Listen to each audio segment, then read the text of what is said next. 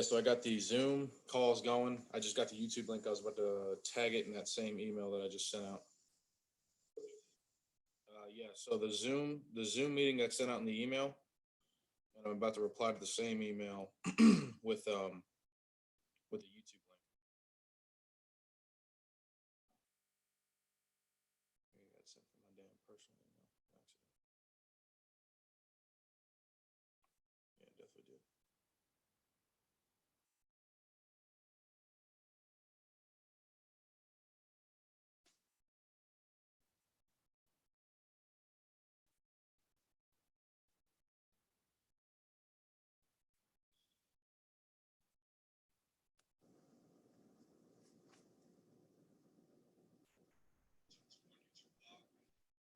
Yeah, that's what I'm sending out right now. I know. So I'm gonna send it, so we can put it wherever. It doesn't matter.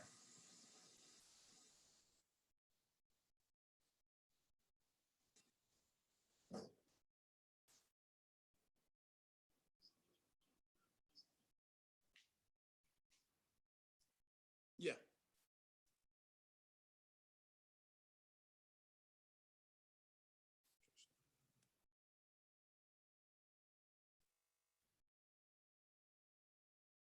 Didn't like cows for some reason. All right.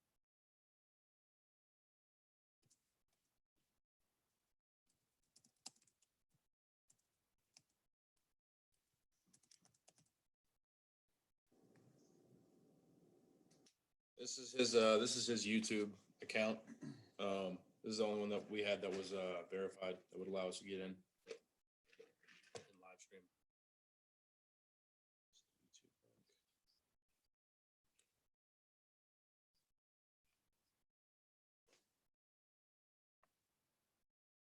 I gotta change that thumbnail.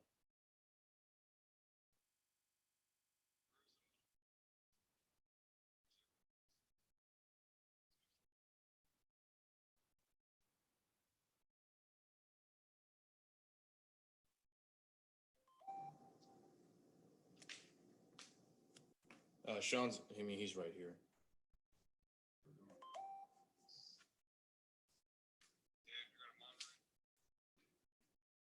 All right.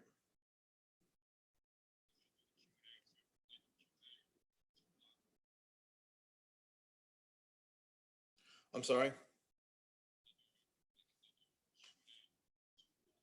Yeah, it's the same thing. I can still see the questions. Hold on. Some of them for some reason didn't get delivered. Let me resend this.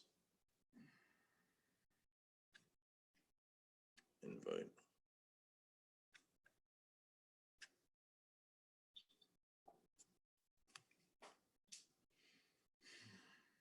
Can you change that thumbnail or no? That's it. Yeah, I'm looking into that right now.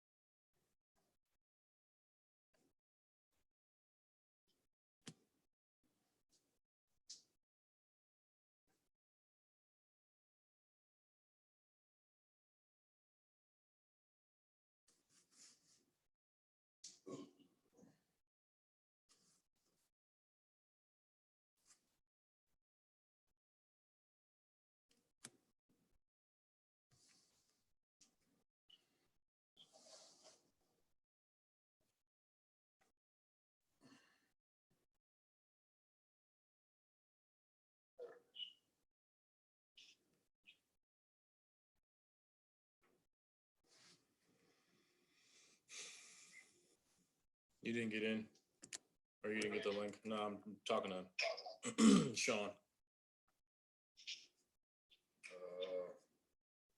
Zoom link, email? No. Yeah, no, yeah.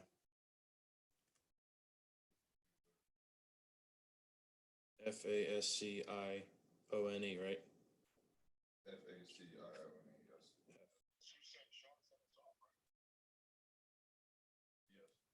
yes. Yes.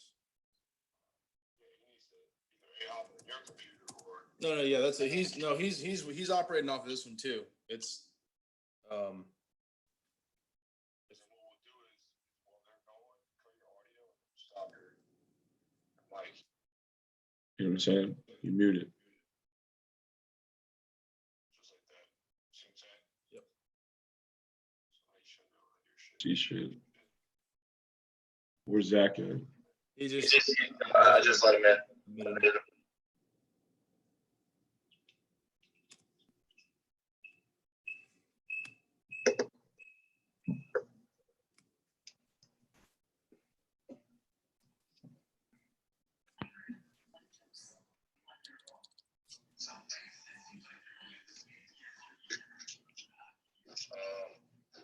YouTube page.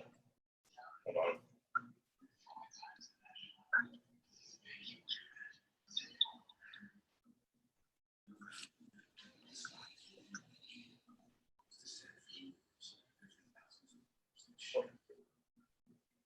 And then you'll be able to see participants in YouTube. Yes. Or at least I'll be able to see how many people are in there. Whoever comments, I'll be able to see like exactly who that is. But other than like who's in the room, I won't be able to see that exactly now.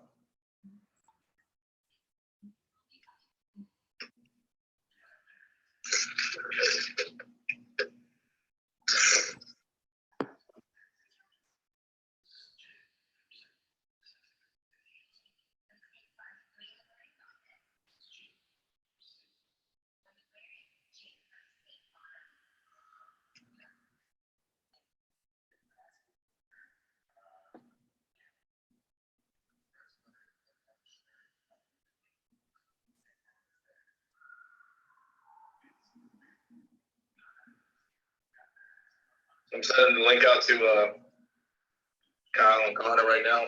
Your little Edmund niece.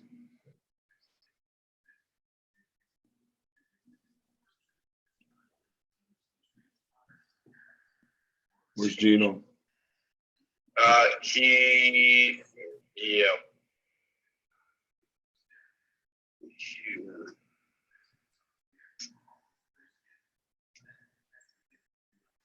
Mac.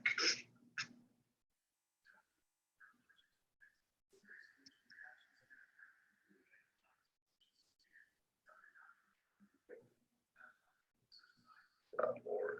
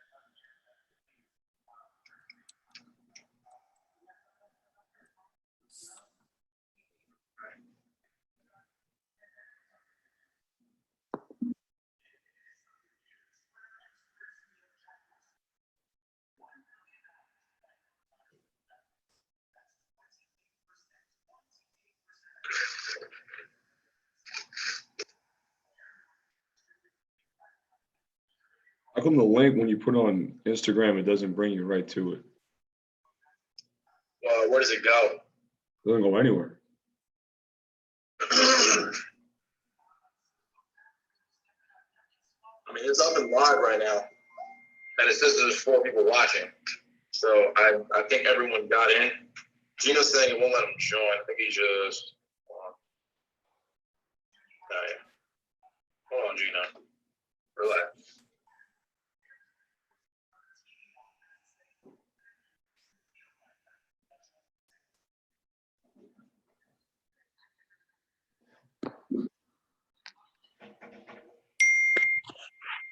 Hello? You know, Nope.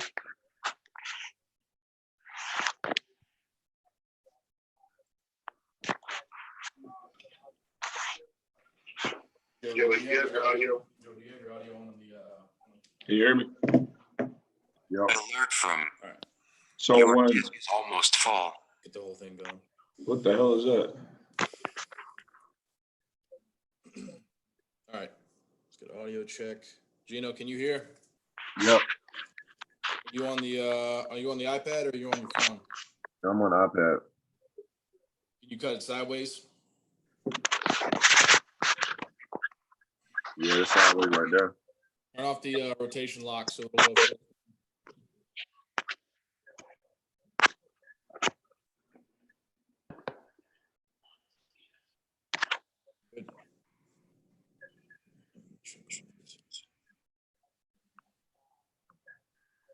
Good. Right, sure, good.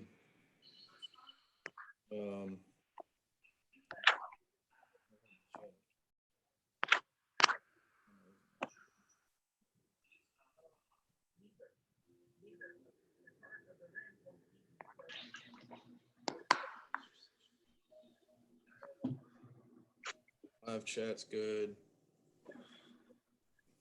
For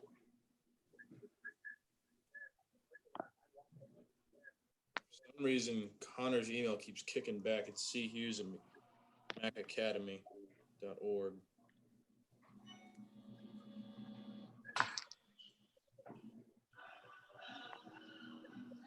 That's why. Okay.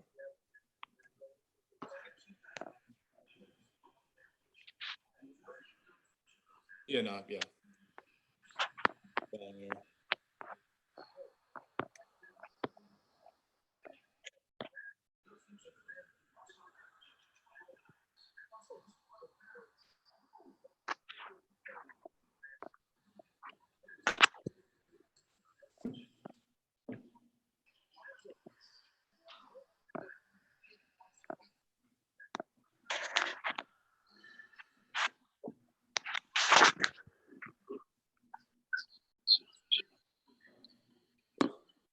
So hey, when someone's presenting, so David, you introduce them, do all that good stuff. When someone's presenting, all right, you're gonna mute and then you'll stop your own video. Does that make sense?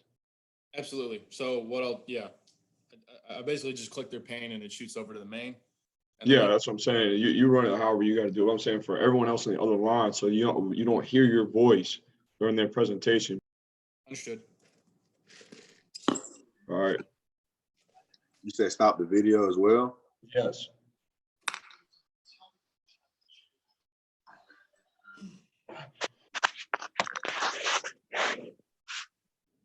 Sean, you ready? What's up? Where's Sean at? You going on this computer? Yeah, make it easy. We'll start at 8 on the dot. Those other two, who's going second? It's Cody, right? So, yes, sir. Yeah, Cody going. Down. Power cable, Sean. Do you see it? I never mind. It's right there.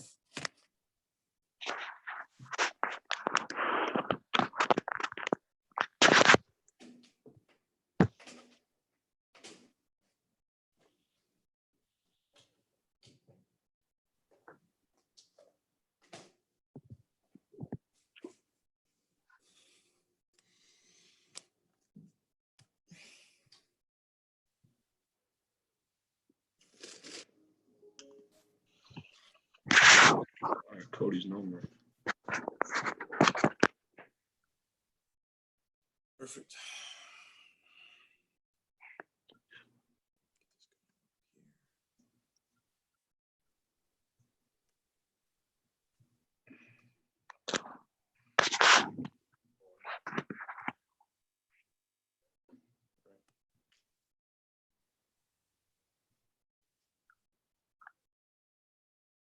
Gino, how's Pooch doing? He a lot better now. He a lot better.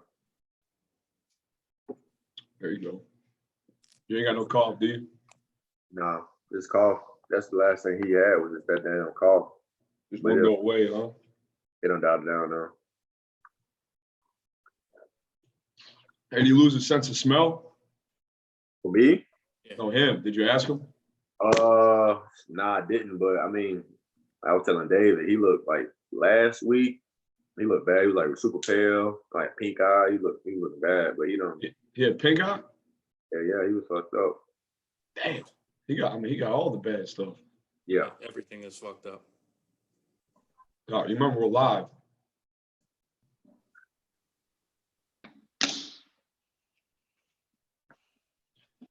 All right, mute your screens. Dave, keep yours up. All right. All right. Excuse me.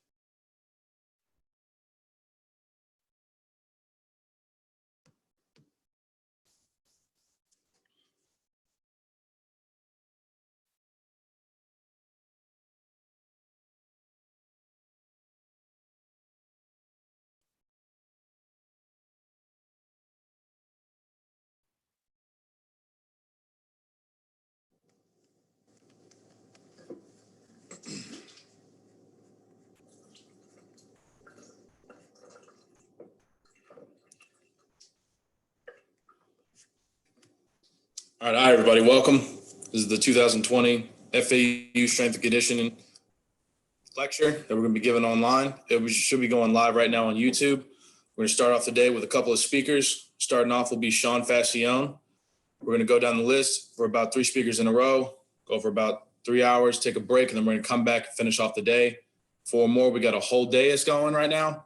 So drop your comments on YouTube Live. We'll read them off. We'll select a few, basically the best comments. So make sure you're giving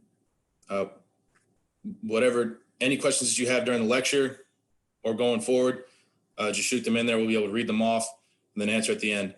Again, starting off is Sean Fatih.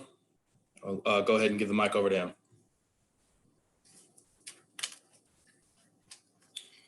All right, let's see, get this presentation pulled up.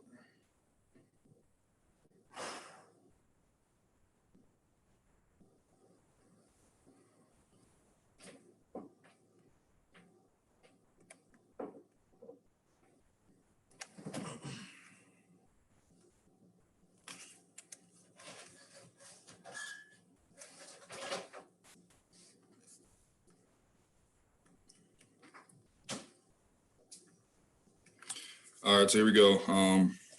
Olympic variations for return to play athletes, Olympic weightlifting considerations for weightlifting in regard to return to play athletes. First off, I guess I want to say, good morning. Welcome to our sport performance webinar. Thank you to anyone and everyone who has tuned in. Just thankful for the opportunity, and we'll get straight to it.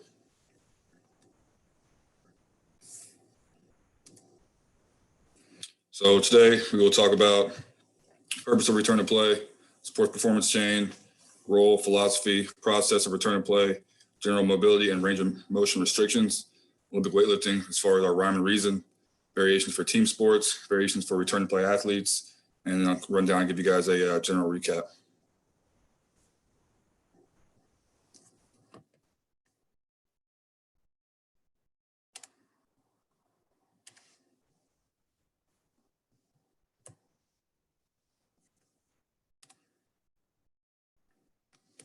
All right, so what is return to play? It is a multifactorial process and transition of returning an injured athlete back to competition or a high performance level when the risk for re-injury is minimized. So again, it's a stage, it's a multifactorial process. There's several things we'll get into here soon as far as actual factors. And I guess what's important here to realize is that it is a transition. So we are essentially going from an athlete who was post-op, who's coming off of a fresh injury and trying to get them to return to competition, return to play.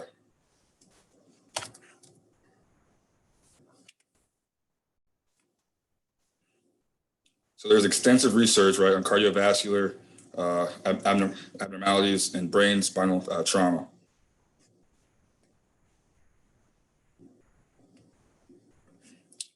You can be aware of the obvious focus in sports research has been on concussions almost extensively in regard to how we have a strict process and set guidelines for what to follow once an athlete has a concussion, either in practice or in competition, and leading back to that. Some common musculoskeletal injuries in team sports involve, right, the ankle, knee, hip, shoulder, elbow, and wrist, as well as the muscles that span between those joints.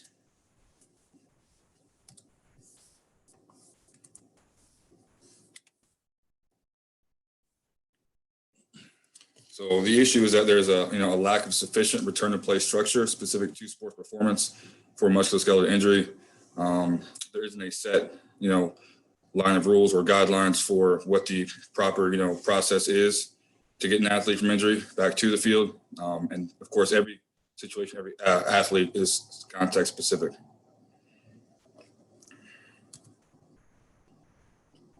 So it's important to recognize, right, the performance chain. So pretty much anyone who is involved with decisions that can, hinder or progress an athlete in this process, including the doctors, PTs, ATs, strength coaches, nutritionists, physical therapists, as well as a sport coach. Right, so each person in this performance chain acts as a decision modifier. So what they do is they are all able to, again, adjust or assess an athlete's current phase in the model, as well as progress, regress, and delay an athlete at each phase. I think it's important to realize that this is, again, an athlete-centered process, right? So every decision needs to be made with the athlete's well-being in mind. As mentioned earlier, right, the goal is going to be to bridge that gap. So we're trying to bridge the gap from rehab and then to return and play. This involves, again, a steady communication between all parties involved. It involves, preparing the athlete to be ready for the conditions of practice and for competition. And of course, we need to optimize tissue and neuromuscular function, which goes in to say that recovering times and healing times are being done at the proper times. And of course, return to play is a criteria-based progression at each stage, which we'll talk about in just a second. It's important that the athlete has shown, sufficient abilities at each level, whatever that level may be. That should be discussed between the strength coach and the AT. And as always, right, do no harm. Our goal is to do what's most important for the athlete and what will, put them in the best situation regarding their career, time, season, what have you. Right, so the process is going to be a traditional. So in the past, return to play has been off of a traditional rational decision-making model, which, there's a series of 6 to 7 steps. And, each step is important to consider when our goal is to maximize the quality of the outcome. And it's important, I guess, to recognize that this prior model isn't applicable when used in a return to play setting, because again, it assumes that one person is responsible for making, or one person is solely responsible for making each decision. When in reality, as we discussed, it's a performance chain, is a team of practitioners involved in making that decision.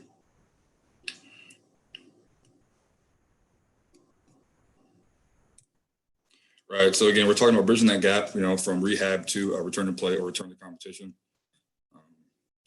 We're looking at, rehab, reconditioning, skill, return to team training, as well as, return to competition.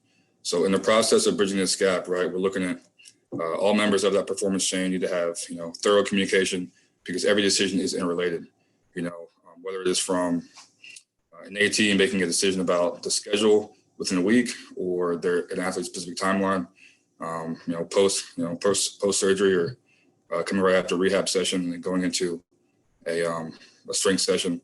It's important that everyone has a good set of communication in that regard.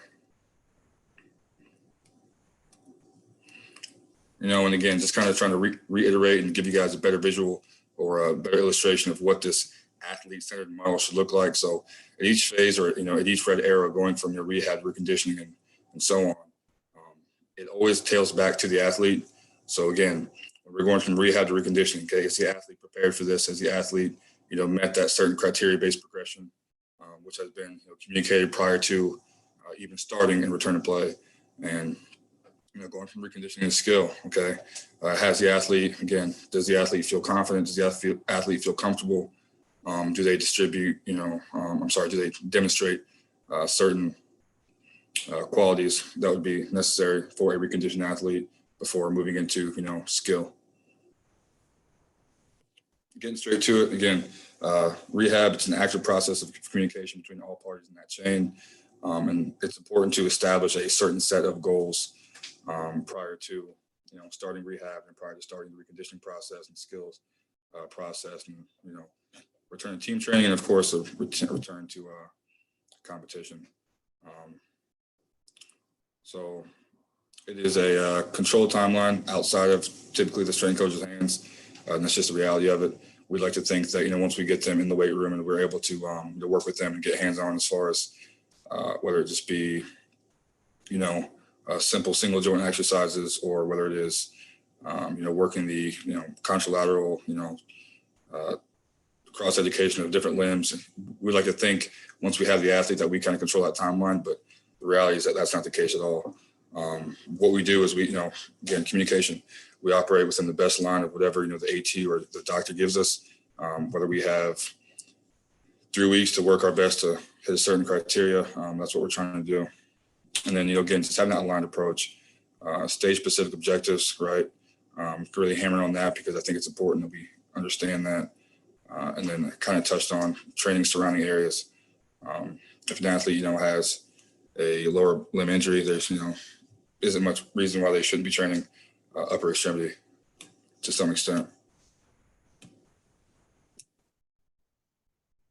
So, the reconditioning phase, we're looking to, build work capacity and general strength. So essentially we're trying to get them back to just a baseline, coming after, surgery, coming after trauma, and trying to reestablish, simple movement qualities and, again, general strength. The end goal being getting them back to competition or back to play. We need to, again, work our way back up that pyramid, so we have to establish that base and work our way up, and we'll hit certain qualities specific to, the sport there towards the latter part of that phase. And of course, as we're doing this, as we're working our way up the pyramid, as we're working our way up this, this timeline, it's important to, add necessary stressors at each stage. That way, we can essentially give them stressors that mimic game demands, whether it be load, volume, intensity, and so forth. All right, so skill. So we're looking at pretty much incorporating, specific motor tasks that are more pertinent to the sport, whether it be sprinting, whether it be backpedaling, and whether it be cutting, lateral change direction. Those are all important. I would say it's important for us to, again, take the athlete on the field, on the court, whatever their service of training is, and get them to reacclimate to moving in those movement patterns, both from the confidence standpoint, I would say, right, but from a general training and neuromuscular standpoint as well.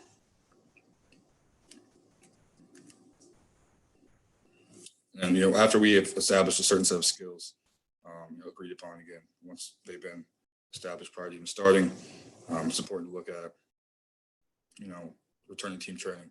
And return to team training, this is really the part where I guess every step to this point is kind of given an honest, sort of feedback, because you get a more accurate assessment.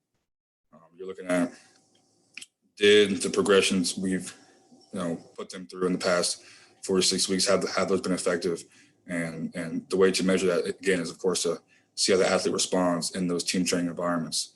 And team training can be practice. It can be, actual team weight sessions. It can be an individual session with, certain team aspects in there, whether it be, decision-making, whether it be external obstacles, something thrown in that would give them a similar environment or similar stress as to a team training session. And, it's, again, important to understand that athletes throughout the entire return to play process are load compromised athletes. And I guess what that means is that, these athletes have again, not all, but for the majority speaking, these athletes have a fear of loading in regard to, if you have, a weak knee, or you're injured your knee, or again, lower extremity or upper extremity, you're going to be hesitant to get back to loading that area, or to putting that area in, similar stress, specific to the weight room, or specific to running, cutting, jumping, stopping, all those things put a certain load, a certain higher level of stress on that part of the body. And I think this psychological factor is needed to be researched more, but also it needs to be communicated more amongst that performance chain, and more so just talked about, so that athletes are put in better positions to, I guess, approach that psychological factor better, because it really can be a huge part of the return and play process. It's just getting over that psychological factor of, okay, here's my timeline. I'm supposed to be ready. It's been, 6 months, 8 months, 10 months, what have you. And it's necessary that I know I need to start loading my leg, or putting, high speed stress on my, elbow or shoulder. And so I guess them getting over that fear is really important. I think as, the strength coach or the AT knows, and they can work to get the athlete over that, I think it'll be better for them in the long run. And that factor is really what hinders people or athletes from reaching a full successful reintegration back into team training. So kid may be hesitant coming back into practice, maybe hesitant coming back into team weight session, and it's going to be because of that psychological factor which is holding them back. And then we touch on return to competition. It's very important once the athlete is back to not just let them run free. Essentially, that assessment is always being done. You need to always watch them, always be monitoring certain qualities for the athlete throughout the entire week, month, season, because again, this is the time where if return to play is not done properly, where injuries can resurface. And it's important to, again, keep those rehab exercises or those rehab programs in place while they are at full capacity and full play. Okay, so some mobility and range of motion restrictions. So just going to touch pretty briefly on this real quick. Mobility, we're looking at movement potential. We're looking at the capacity of the body to move in general throughout ranges of motion. We're looking at joint system or muscular system, right? So the ability to produce that motion through a large and full range. There's different factors, different things to mobility, right? Flexibility, muscle extensibility, the ability of a muscle to stretch, right? And then planes of movement, you're looking at frontal, sagittal, transverse, all of those. So something important to recognize about mobility is going to be specifically stability, right? So the ability, the control of flexibility, muscle extensibility, and movement in various movement planes. So stability has various types, which we'll get to in just a second, and then ability to resist undesired motion, right? Ability to regulate the desired range of motion of a system.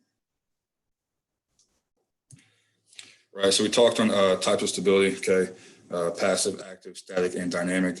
I think it's important to recognize types of stability, especially with athletes who are load compromised, and especially with athletes who, obviously I would say one of their biggest fears is going to be the stability issue, whether you are, using your lower limb to walk on, or just, hold posture, stand, or, it's a upper extremity injury, and you're looking to, again, support yourself in some fashion with your, upper body.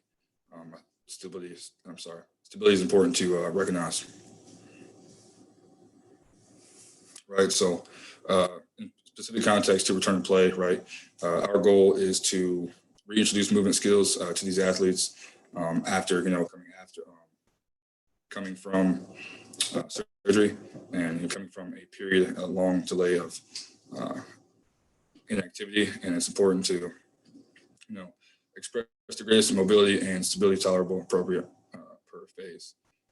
So we are trying to get the athlete, once they have had a certain stage and a certain time from the AT to, again, progress to their full range of motion and monitor abnormal movement variability per task. So what that means, okay, so monitor abnormal movement variability per task. So say we're looking at an athlete and they're going through a bodyweight squat. Say we're looking at an athlete and they're going through a simple lunge, right? So as athletes have these injuries, they're going to come back and they're going to try to compensate for those injuries by moving in abnormal planes or abnormal fashion. So it's up to us to, look at how they're moving, look at how they're bending, how they're twisting, and to recognize those abnormal compensations, and to, intervene and, to teach them, educate them, and instruct them, hey, you're feeling this in your groin, you're feeling this in your hamstring, your calf, or, shoulder, what have you. And it's important for us to recognize that and, again, get them to move properly and efficiently. Otherwise, a big reason for re-injury is going to be improper movement compensations. So, again, getting them to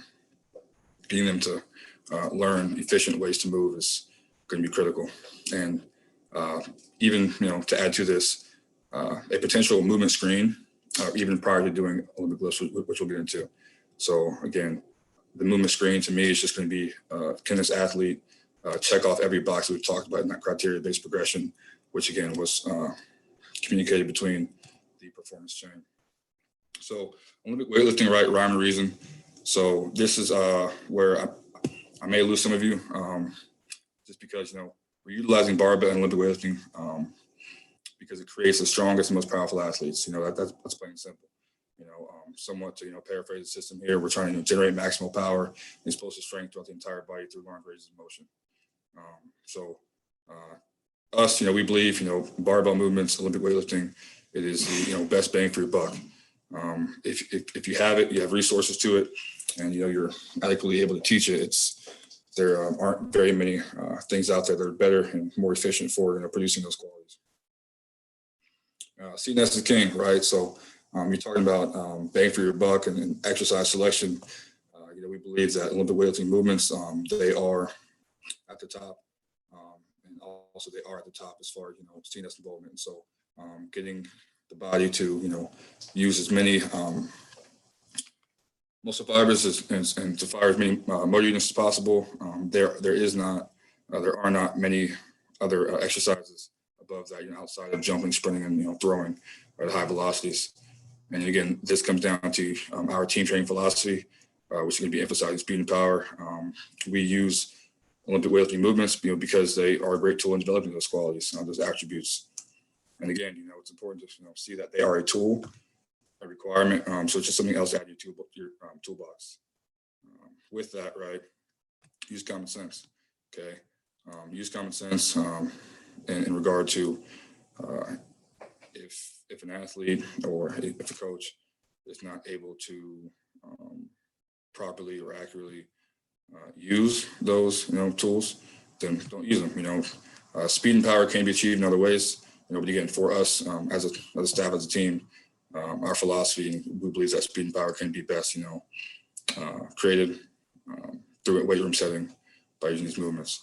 And again, the reason for Olympic weightlifting and return to play, I think it's great to say that our team uses them, right? So if you're a team who, or your coach who doesn't program them, then, I can't necessarily say why you would use them in return to play, but our goal, right, is to reacclimate the athlete to team training. So if the team's doing, power cleans, well, in a long-term situation for the athlete, we would eventually want them to get back with the group and doing those movements as well. So that is the reason for us doing return to play variations for, athletes coming off an injury, because again, if you're not doing, Olympic weightlifting movements, then why would you do them in return to play if you're not going to include them in your team training? And I kind of like a backbone to all of this is, prior to doing weightlifting movements, an athlete needs to develop certain qualities, right?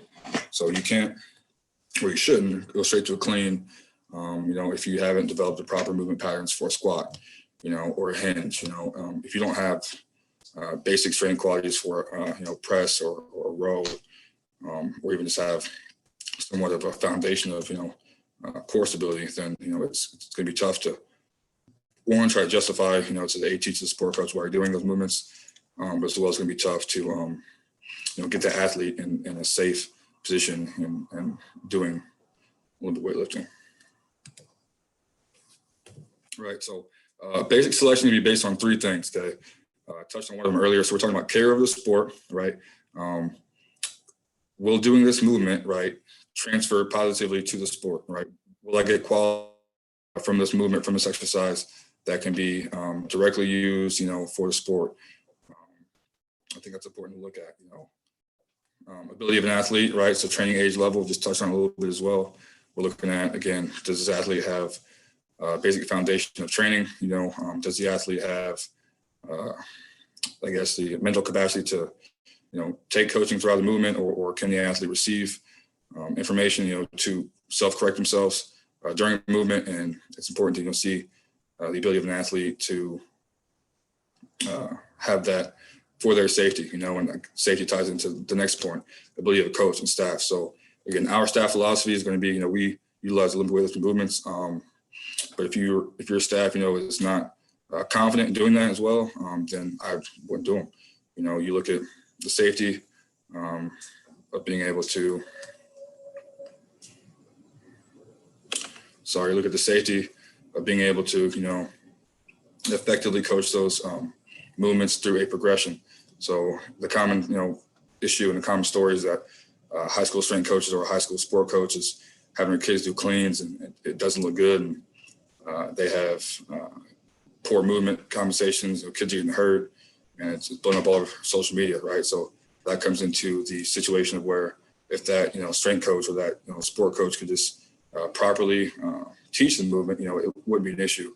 I guess that's where, they get their negative stigma, is that they aren't done through proper training. And when really, if a coach takes time to be educated and sees value in them, I should say, then they can be a very safe and effective set of movements.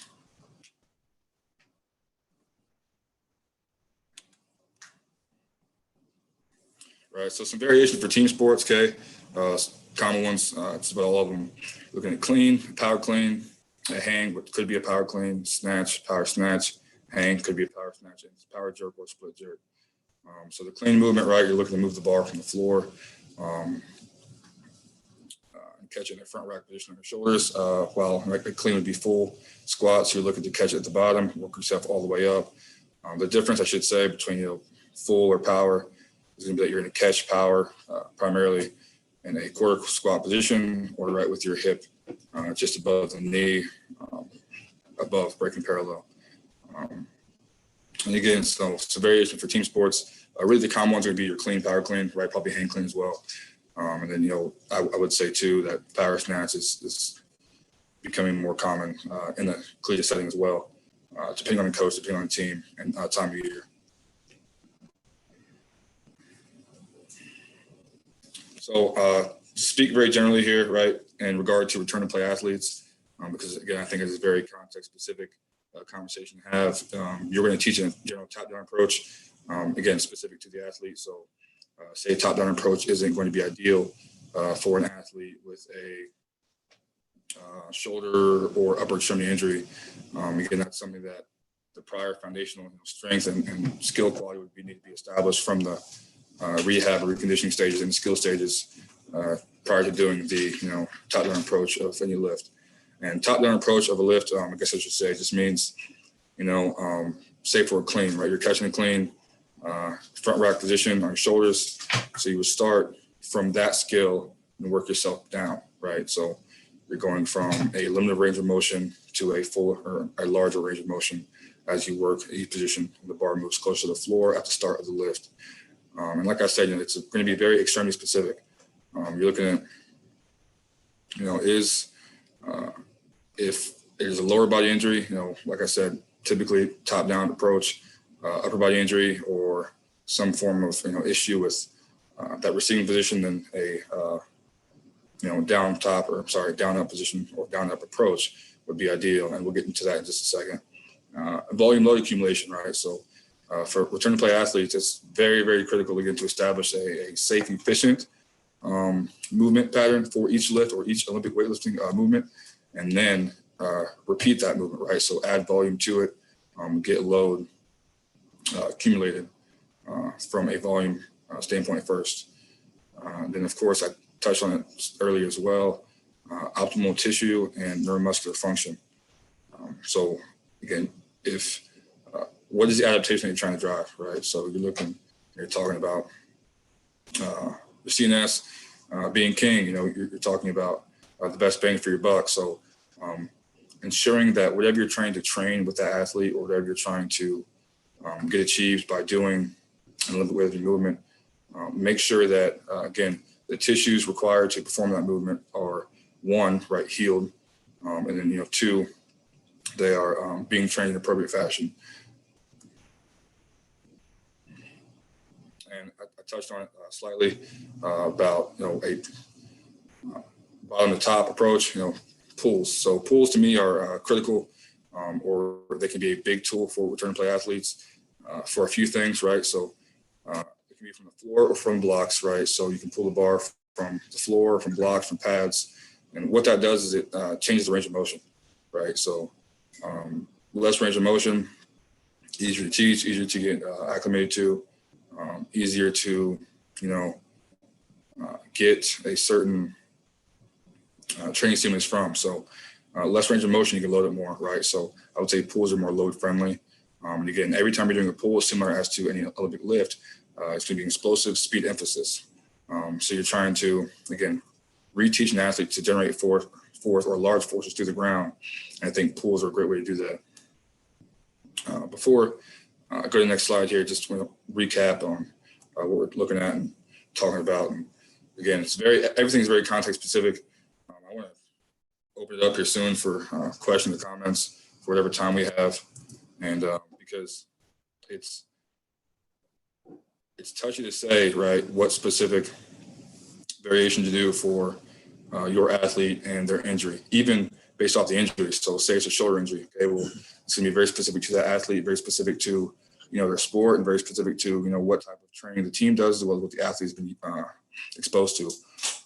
So really, we're talking about Olympic weightlifting considerations for return to play athletes, because these are all very important considerations to take into account. One, prior to starting return to play, and two, prior to making that decision to do Olympic weightlifting movements, and then three, like at what level or to what extent do you want to, if you do choose to, incorporate those movements. So again, at this time, I believe you want to open up for questions or comments if you can, and just want to say thank you guys. If anybody has questions or wants to reach out about this, then here's where you can reach me. That's all I got.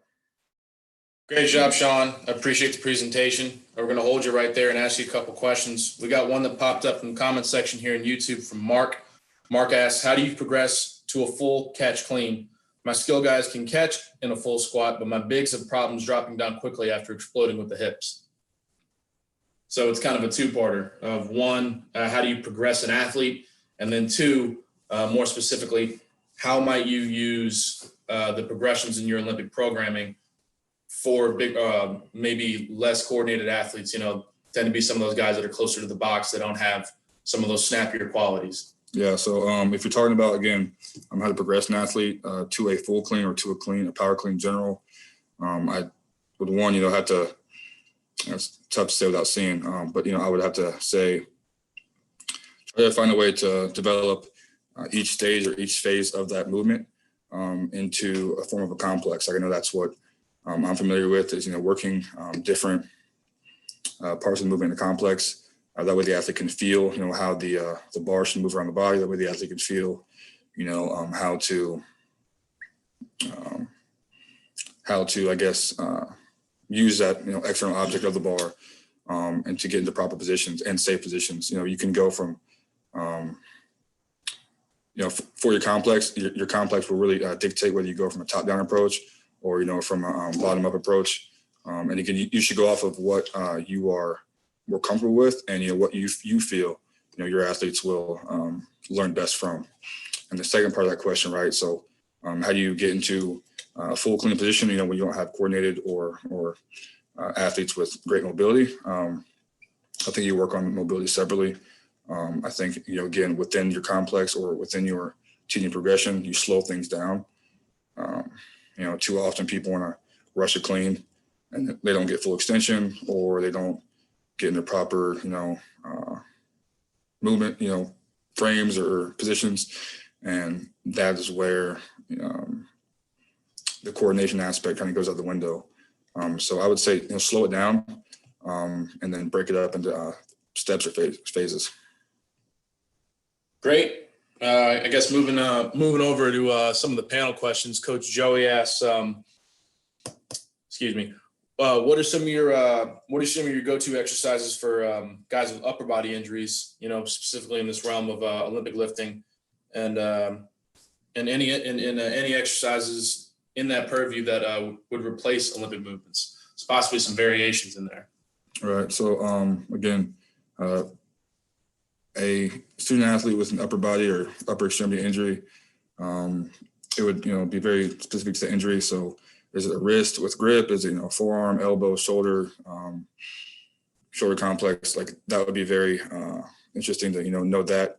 But also, you know, if it is something where the AT or, you know, the doc has approved, you know, they can start, you know, gripping a barbell or they can start, you know, doing a shrug movement. That is where, you know, you can kind of get away with doing, you know, pull, I would say, but again, light loads. And then second part of that question, right? So what could you replace that with?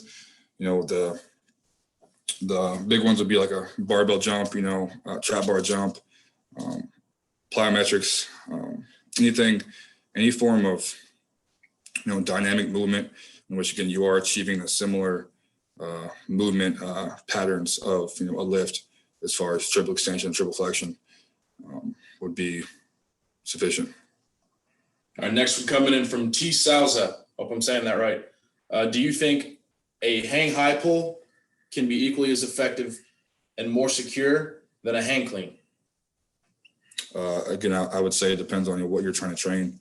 You know, coaches, you know, believe that that hang, you know, high hang clean, what you get from, you know, catching the bar and eccentric stability, force absorption is beneficial, as well as, you know, triple flexion, beneficial and have good carryover to sport.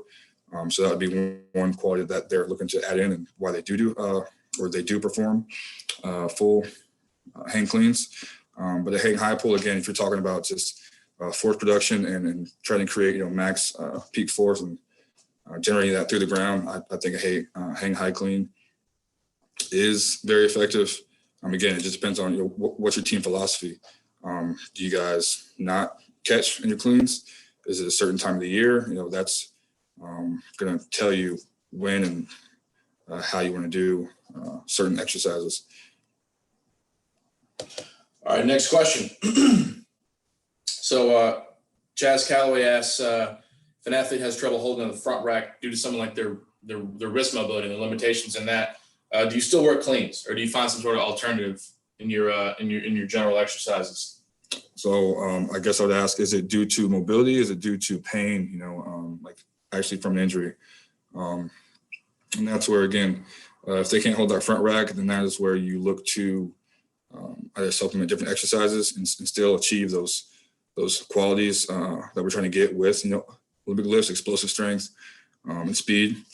And you find a variant, okay? So you find a variant outside of Olympic lifting. Again, Olympic weightlifting is going to be very specific to, your staff, your program, your programming, I should say. And that if your programming and your athletes aren't, exposed to it and haven't done it, it's going to be something that's going to be hard to justify to them. But if it's something, that athlete with that wrist injury knows, well, hey, my team is doing this, and it's important for me to, reteach myself and reacclimate myself within the group to do this. And I think that's where they will come back in, be able to catch. I'm sorry, but I guess to answer the question, I would say, how else would you work around that, right? So that is where you could just focus on pulls, right? So that first two pulls of the clean or of the snatch, and get those high forces generated. And you could, if you absolutely needed to work that front rack position for any reason or means, I guess just one, making sure the athlete doesn't have pain or, any type of like apprehension with it. And then two, if you front squat, then, I would hope you work with the front squat, front rack position as tolerated, and as capable. Great. Last question here. Johnny Long asks, do you use GPS for any return to play protocols? They would be specific to, again, you're trying to reestablish and get an athlete with the last two stages, right, of that red arrow we talked about with return to training and return to competition. So at those levels, in those phases, you're trying to get the athlete to as close as to pre-injury capabilities as possible. So that would be where, you're trying to, again, look at, are they hitting the same, measurements or the same numbers, or even within the same range, right? So 90% of post-injury, right? If an athlete can, look at 90% or get to 90% of their pre-injury measurements, then I would say they're in good phases, or they're in good terms for reacclimating back to team training and back to competition. Right. All right, Coach, appreciate it. You got it. I'll turn it back over now. You got it. I appreciate that, Coach Sean. Did a good job. Really think some of the discussion that we've had about like some of the real world necessities of how we actually approach some of these things is really important. To the YouTube live stream, everybody watching out there, apologize for some of the technical difficulties we've been having here, kind of working off of a limited setup since this quarantine hit. Up next, we're going to have, Coach Cody Hughes from Mac Academy is going to be having a discussion about maxes. Coach Hughes, you there?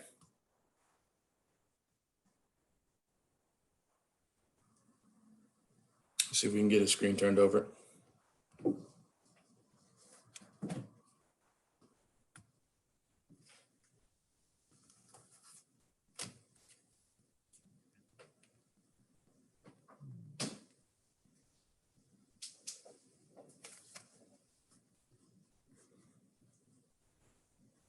Just give me one moment. We'll get this going.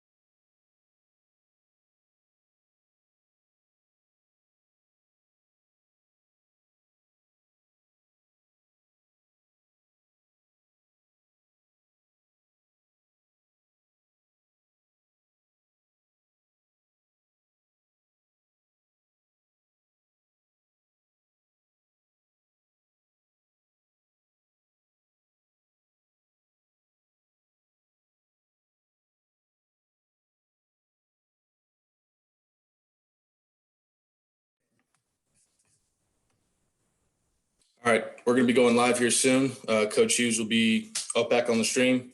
Just give us about 5 minutes. Everything will be rocking and rolling.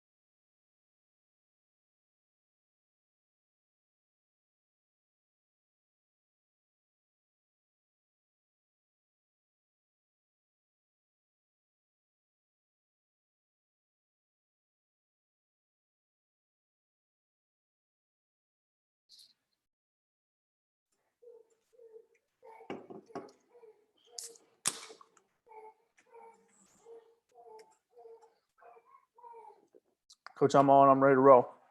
Wherever you guys are. Cody, you can hear everything? Yep, everything's good, man. That sounds good. I'm going to turn it over to you here. For everybody watching, all these slides will be posted, and this is being recorded and will be sent out for everybody to be able to view later. If you came in late or if you need to go away, you can come back and view it at any time. Cody, ready to rock? Let's rock and roll, man. All right, on you, man. Go ahead and share my screen real quick so everybody can see this. I'll get my PowerPoint up, and then we will rock and roll. Let's see here. Oh, shoot. Let me go back to the top slide. All right. Cool. All right. A little bit about me. We'll get rolling. My name's Cody Hughes. I'm the Director of Human Performance at Madison Academy here in Huntsville, Alabama.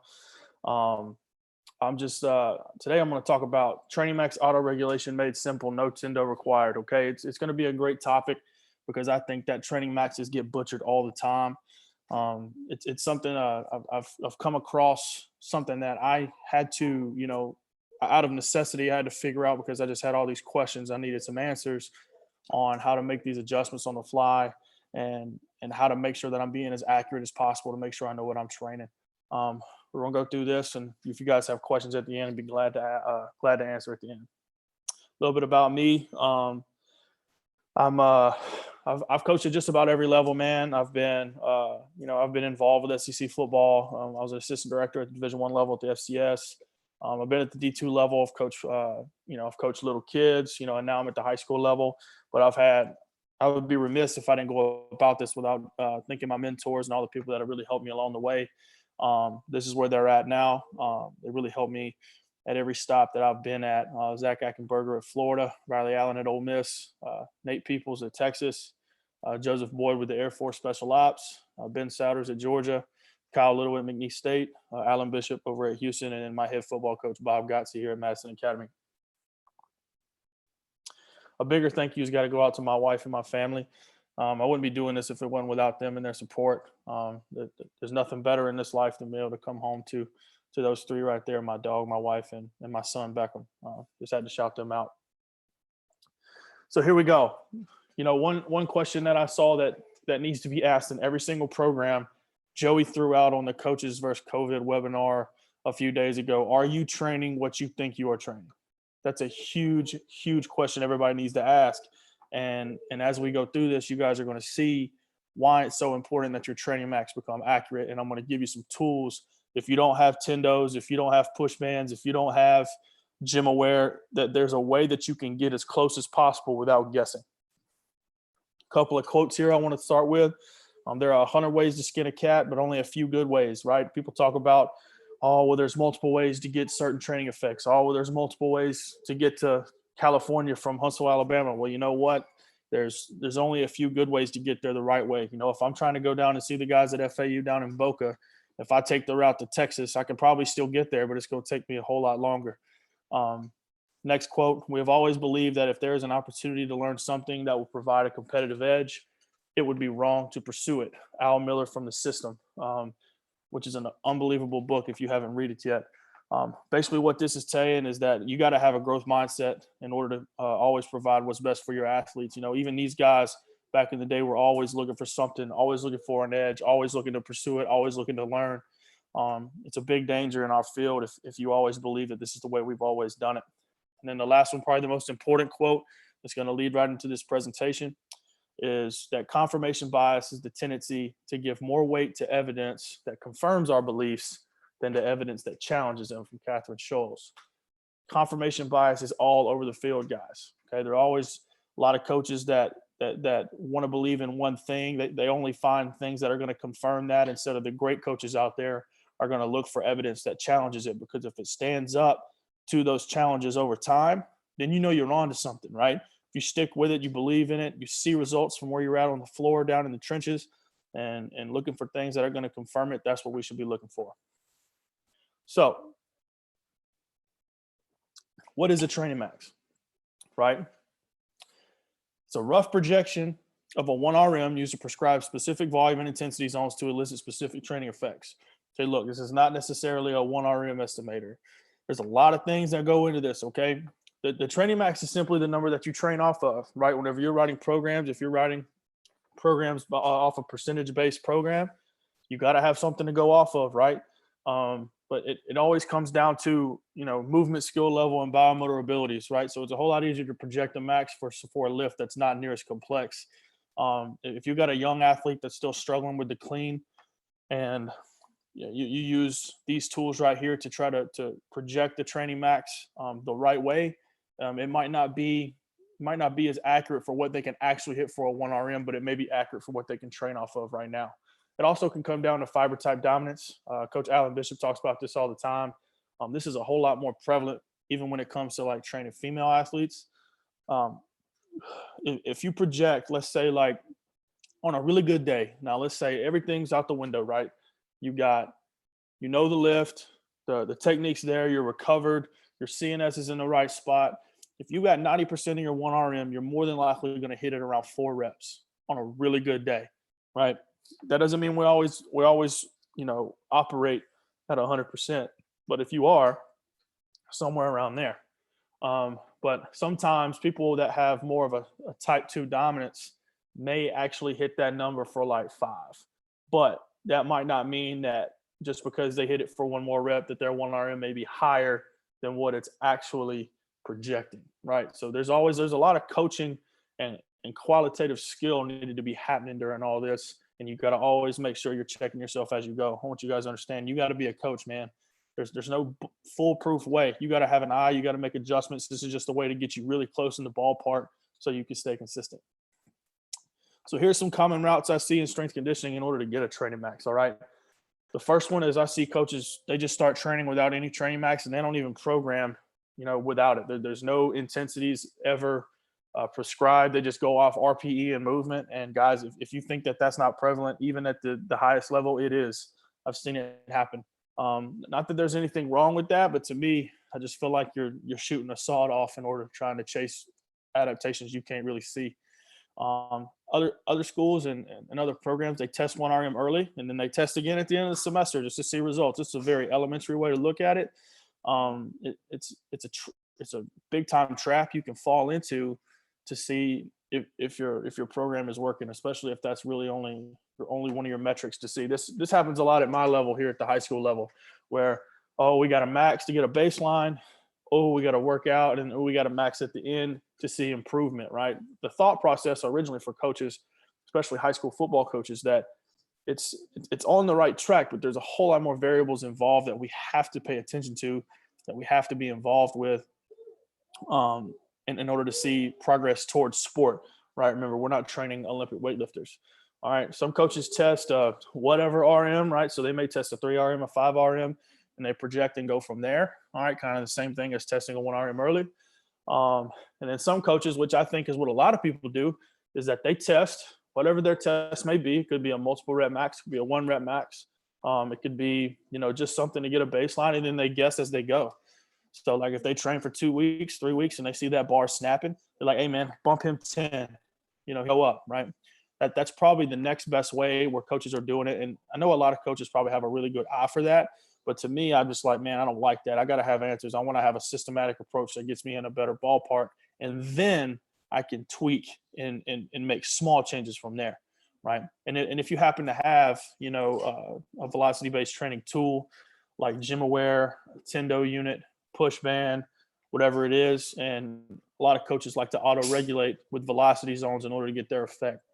It's all good and great, right? But I was talking to Coach Bill Gillespie with sore necks the other day, and he made a really good point about how, somebody asked the question, do you think that all strength conditioning will eventually go to auto-regulation with velocity to be as accurate as possible? And he said no, because at the end of the day, there will always be that athlete that can walk in that weight room and figure out that, hey, if I just move slower today, I can use lighter weight, right? And it always comes down to culture. It always comes down to coachability.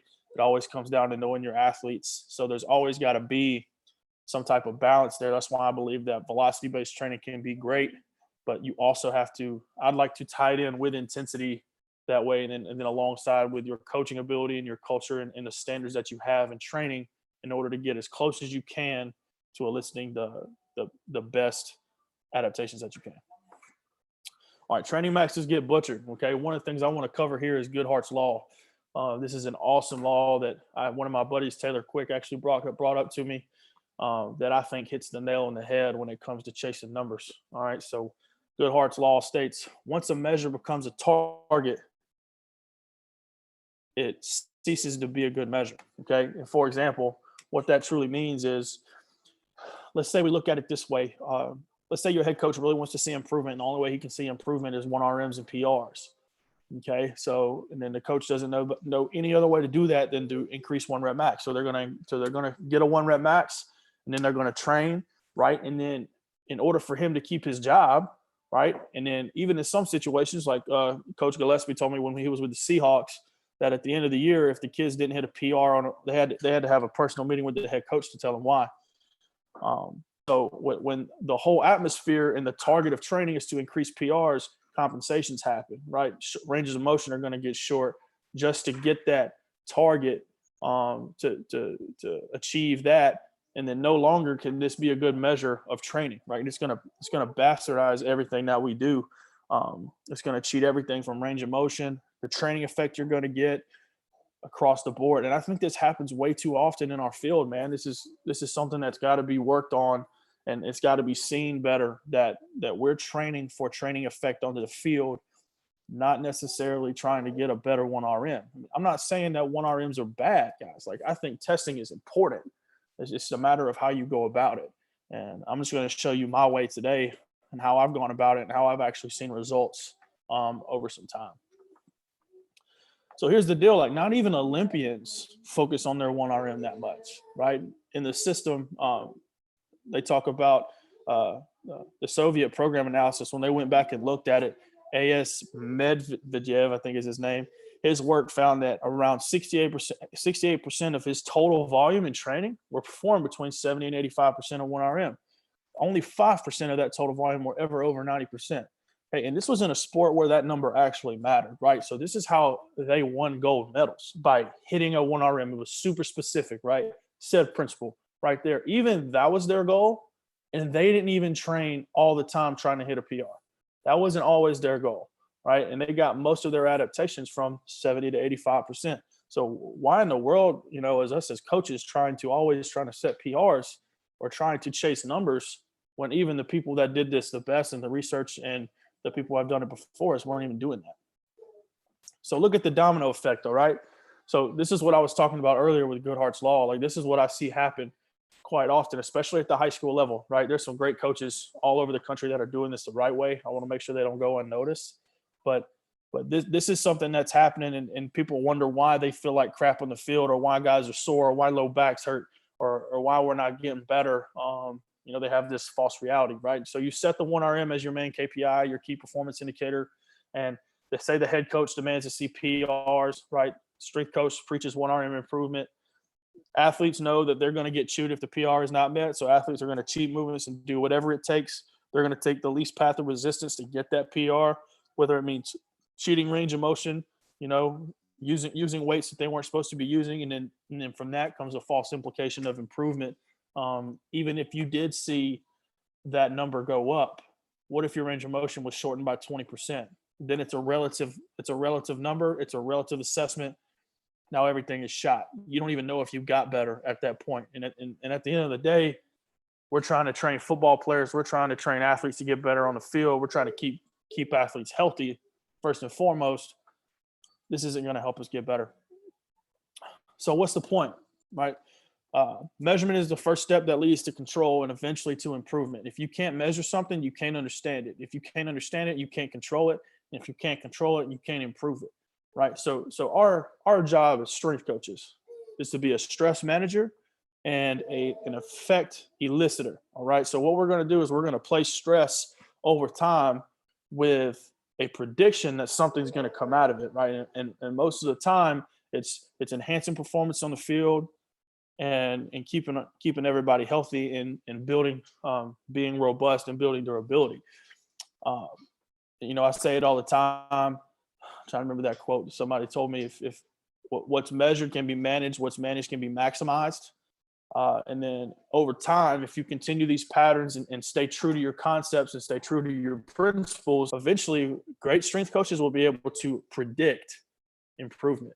Right? I know if we do this, this, and this, we hit this amount of volumes, we hit this amount of miles per hour on the field, we hit this, and this. I know for a fact we're going to get better because this, and this. And then that brings value, right? That brings value to you as a coach, to you as a staff, and it can earn respect with the head coach. It can earn respect with administration, and then you can be more involved in decisions. There's a lot of people in this field that make a lot of excuses about and griping about their head coach and what they ask for, or griping about some things they can't control, when in reality you have to find a way to get it done and quit whining. There's too many excuses being made in this field not to get it done. We got to find a way to do that better. And I'm just trying to give you a tool to do it in a very simple manner that everybody can do. Everybody can execute this if they put in the work. Okay. Everybody can do this as they go. If you're using percentage-based training, you better be sure that reference is accurate. Because at the end of the day, if your percentage is off by 20%, your training effect's different. Your volume allocations are different.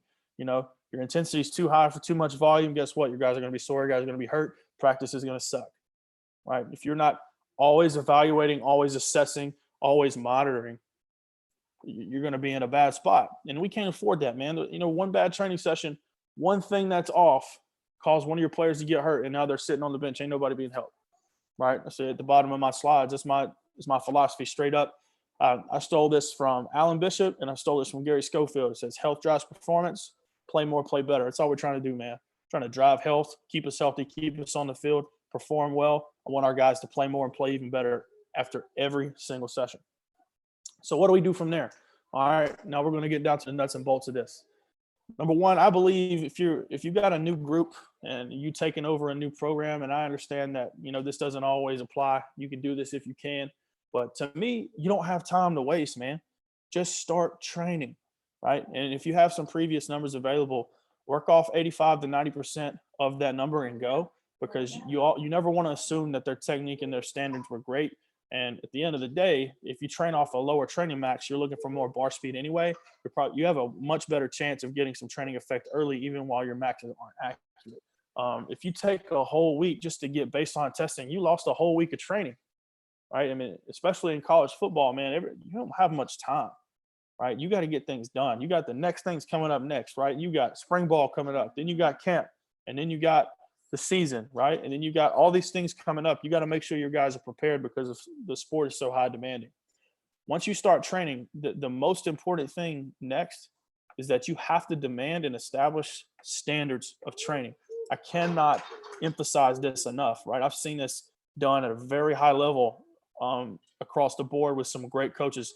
Two of them I want to talk about is when I was at Mississippi State with Coach Savage, interning with those guys. They were coaching face-off and demanding standards of how they trained.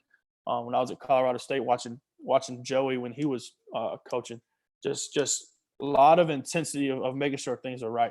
And when we talk about that, right, one of the quotes I want to throw out there from Zatsiorsky from Science and Practice is a muscle fiber that is recruited but not fatigued is not trained, right? So if you're allocating percentages for a certain training effect, like you want to call yourself a dynamic effort day, right?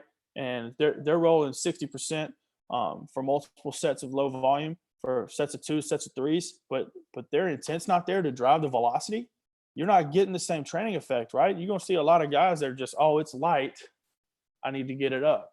And then they think, oh, coach, it's too light. We got to put some more weight on the bar. We got to put some more weight on the bar. Okay, well, you got to understand what we're trying to do. It is our responsibility as coaches to make sure that we are 100% setting the standard of what's expected that day. Okay, every single time we approach that bar, our mind's right, we're ready to attack, right? We're going with great technique, everything that's upholding the standard, and make sure we're doing this the right way and trying to be as explosive as possible through what we're asked. I think there's too many coaches out there that are too laxed on that, right? They think that they write their pretty program on a piece of paper and they hand it out, and that's what's getting the results, man. If that was the case, then we wouldn't have jobs, right? We got to hold the standard at every single chance we have, because I tell you right now, kids won't hold themselves accountable for the most part. Now, you got some elite athletes that will, and those are the guys you got to lean on to help establish that culture. But guys, this just goes hand in hand, man. Great training and great culture goes hand in hand. Next one's from Christian Thibodeau is show me an athlete that cheats technique and I'll show you an athlete with joint issues, right? If you're not establishing how to train the right way, the effects that you're eliciting is going to be bad, right? So if you're allocating all this volume and you got this percentage-based training and you got this 1 rep training max, and then you start to train and you let the technique go out the window, you're getting a training effect, just a bad one, and you're actually going, right?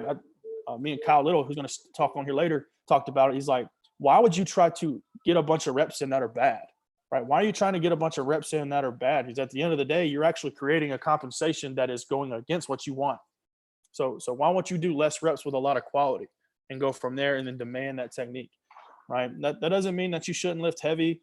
That doesn't mean that you shouldn't train hard. You know, that's the thing that we get mixed up, is that training hard and training with intensity and a lot of focus, that you have to lift something heavy. That's not necessarily the truth. Now, when you try to get under something heavy and you don't get focused, you'll get exposed. And, you know, kids don't like that. You know, insecurity and competitiveness with kids, you know, that might force some focus. But really the true mental toughness is when you walk in that door and it's ready to warm up. Where's your mind at? You know, are you doing everything through the line? Are you lining up correctly? Or do you have the right clothes on? It all starts there. So I'm telling you guys, even though I have these cool tools that are very technical when it comes to programming, if these things aren't in line, it don't matter anyway. It don't even matter. You might as well just put those percentages behind it and work on something else first. Okay, and then from there, you need to record data along the way and then make decisions. Okay, record good reps for adjustment of training maxes as you go. Don't record bad reps. And when I say record, I mean like when you're writing them down to assess. Okay, if you're recording bad reps, if you get to a higher intensity, and you know what's not always going to be pretty, right? Training's not always pretty. Kids are learning, especially early, right? He hits a rep that he gets up and grinds up, but in a clean, he freaking throws his feet out, arches his low back, and reverse curls it. Looks like a dang starfish out there. It's probably not something you want to train off of. Probably not something that you want to record as a training max. Make sure that you're recording good reps. Okay, so here's my data collection process. Now, I don't have any fancy Tendo units. I don't even use any type of software like Team Builder, Train Heroic, Coach Me Plus, any of those things. Elite Form and Perch, and a lot of those really higher end things. I don't have that. Never have. You don't have to, right? And I do this because I've really dove in, and I'm going to shout out some guys I know. Angelo James, who's the founder of Ideas Training Systems. He really helped open my eyes on how you can systemize things within Google Sheets and within Excel, and try to cut down some time so you can make decisions a whole lot faster. So that's what I did. I've dedicated my craft to learning some skills on that area, and created somewhat of an algorithmic system to be able to get answers quicker, right? To get answers quicker. When I get answers quicker, I can make decisions and affect behavior quicker. So during this process, this is what happens. So we train, athletes writes down reps and reserve score on their top set of the day for our main KPI. So like if we're lifting day one for me, because I train on a 2-day-a-week year round, 48 weeks out of the year, athlete's going to write down. So day one, first going to be our clean variation. So top set of that. And then going into our second block is going to be our squat, our main squat movement, which is usually going to follow with a front squat. At the high school level, they're also going to write down their reps and reserve score for their top set. Okay. After that, they put it on their cards. So I do have a little bit of help. So it's just me, but I also have teacher's aides, like in high school. Right? I get an aide that's a senior that doesn't have class. And I also get some interns from the local university at University of Alabama in Huntsville come down. I get 1 to 2 a semester. So we have a little system going on where people have certain responsibilities in order to get this done.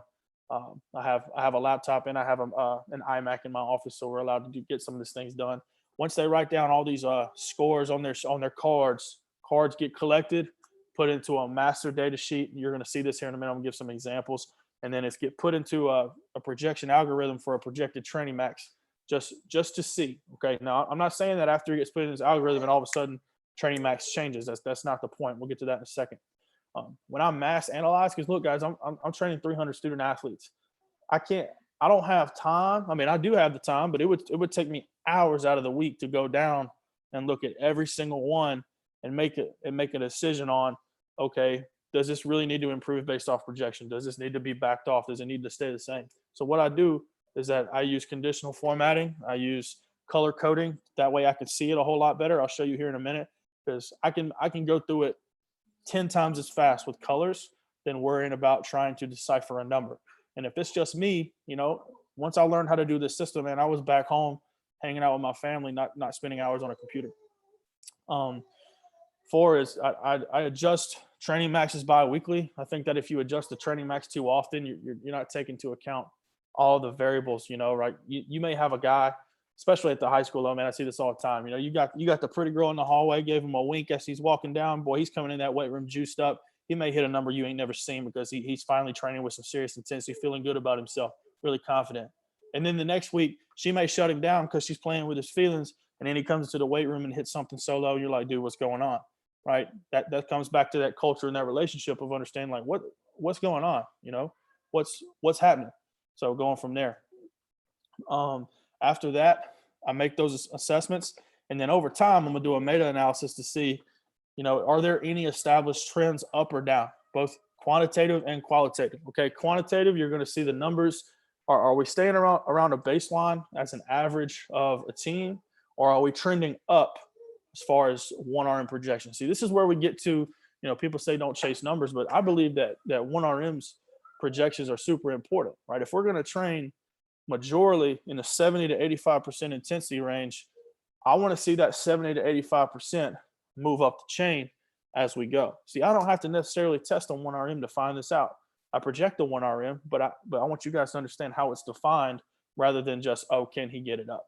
And when I say qualitative is it comes back down to the quality of the movement and the quality of the things that our athletes are completing, right? Because if at the end of the day, if you stress the number too much and not the quality of the movement, you're going to see athletes cheat it in order to reach that, right? But on the flip side, what you think is funny, if you get the quality of movement, the numbers are going to go up a whole lot better anyway. Your guys are going to stay healthy, and those should be your main KPIs as you go. So I'm going to give you a little bit of a look at what this looks like. This is an example of the top half of my training card for our women's basketball team. This is how I set it up. I like to have 4 metrics on my card for everybody to see. You know, every player. I don't go more than three players a rack, so this is what it looks like.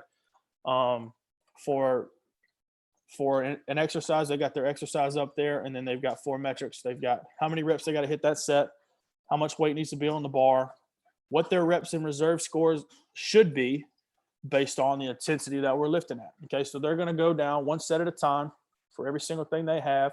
Okay, and when I have my training cards, my reps and reserve scores automatically populate based off a chart that I'm going to show you here in a second.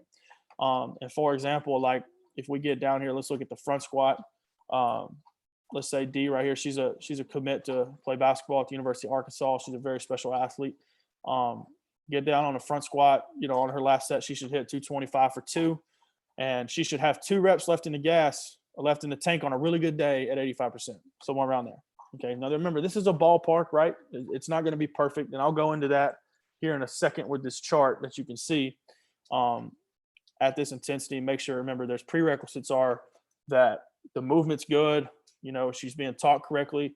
Up here, you can see that she's in the advanced group, right? So I train off a multi-tiered level. Okay. So a novice, intermediate, and advanced group as we train all at the same time. Because at the high school level, my situation currently is that my training sessions happen during school, and they're only separated boys and girls. And then in that boys class or in that girls class, I may have a senior Division I athlete that have the capability to train a certain way.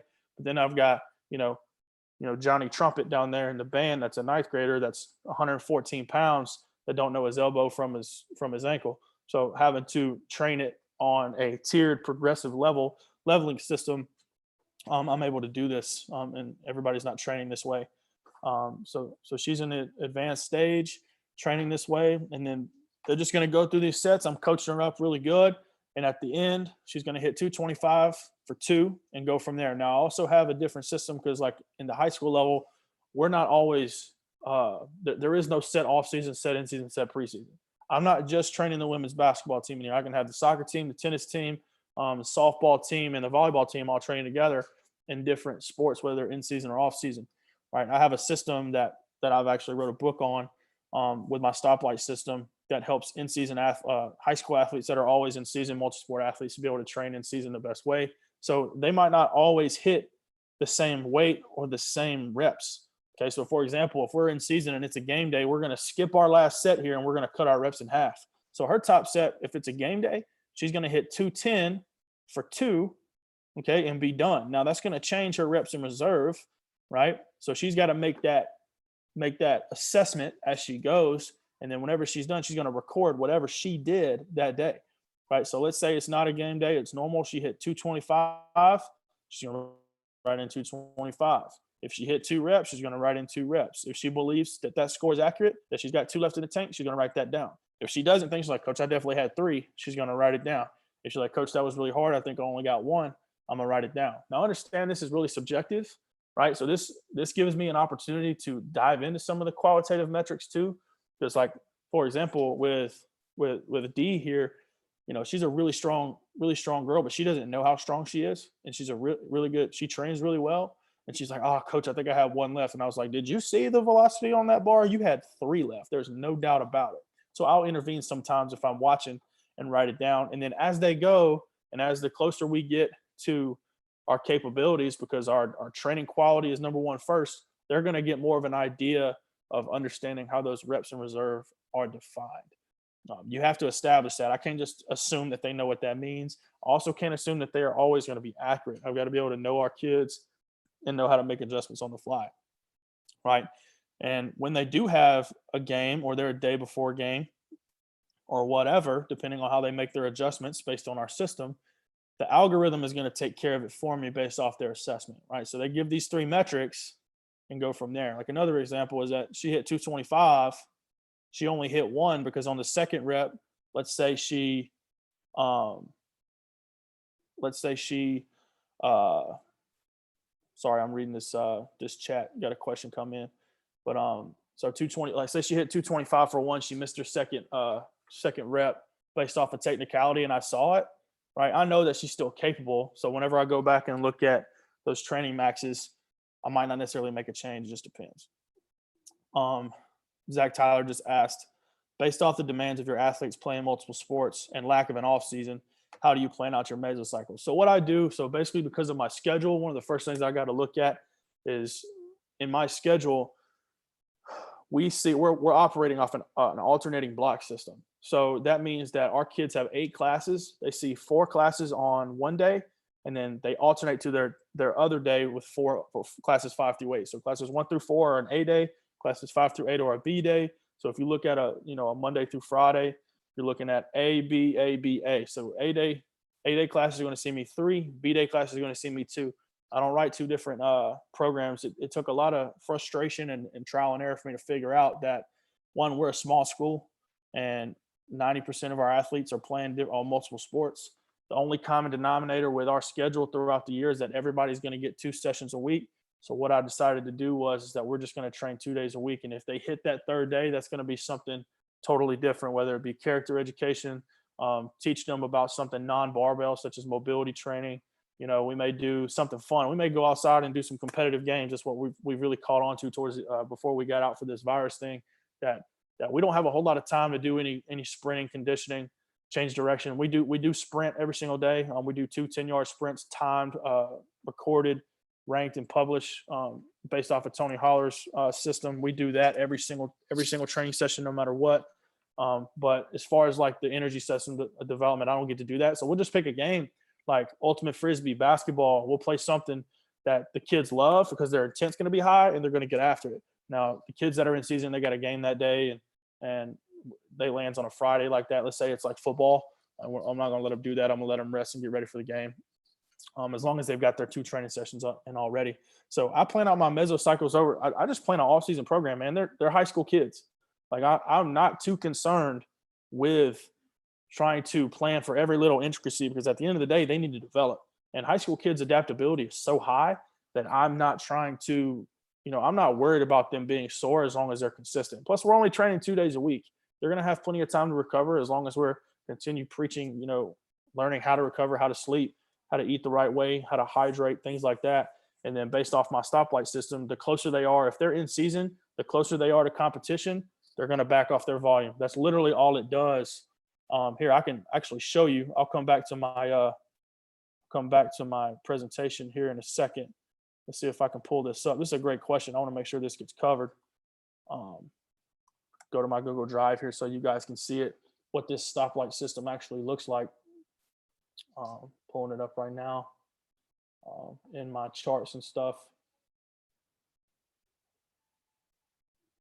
Let's see, let me get here. Yes, I'll get to that. But I do want to show this. I should have put this in my training session, in my presentation.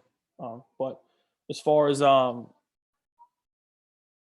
stoplight system goes, I'll answer it at the end as well. But I wanted you guys to see this. Let's see if it's here. Yeah, here it is. Okay, so you guys can see based off my stoplight system here that they just basically look at it, and I make it simple because at the end of the day, what's going to drive soreness is time and attention and volume, and the way things are set up. So if it's a game day, and when I say game day, it means competition. That could be a large scrimmage. That could be anything. Right? If we're in spring ball, it's the same thing. If it's on a game day, we're going to skip our top set. That's going to cut some intensity. We're going to cut reps in half. If it's a day before a game, we complete all our sets. We cut our reps in half. If we're 2 days or more out, we're going to train as normal. So that's what that looks like as far as the stoplight goes, and go from there. And I'll make sure I answer that question towards the end. from here, okay, it gets put into a mass Google sheet to where things get automatically projected based off of the movement that day. So like, for example, this is where those 3 metrics are going to get put in. It's going to automatically spit out a projection, and it's always going to project. This is going to project whatever we're doing that day. So like if we're projecting, like if we're doing a hang clean, it's going to project the hang clean, but our main KPI is the actual clean. So I got to make an adjustment there. And from there, it gets put into our mass for each KPI that we have. So for example, here, if we look in our phase 2, where we were at, this is their training max that they started the phase off with, okay, the 4-week cycle. And then based off of right here, this is going to be what they projected at for that week. So for example, we were doing a low hang clean, which I projected to be right around 80%, give or take, of the actual clean. Okay, so that means their work for that in week 1 projected at 190 of a low hang clean. That's going to project at 240 of the actual clean with an 8% improvement from where they started. After week 1, I'm not going to make a change. All right, I'm going to stick with it because I want to see if we can still make adaptations. All right, we go to week 2.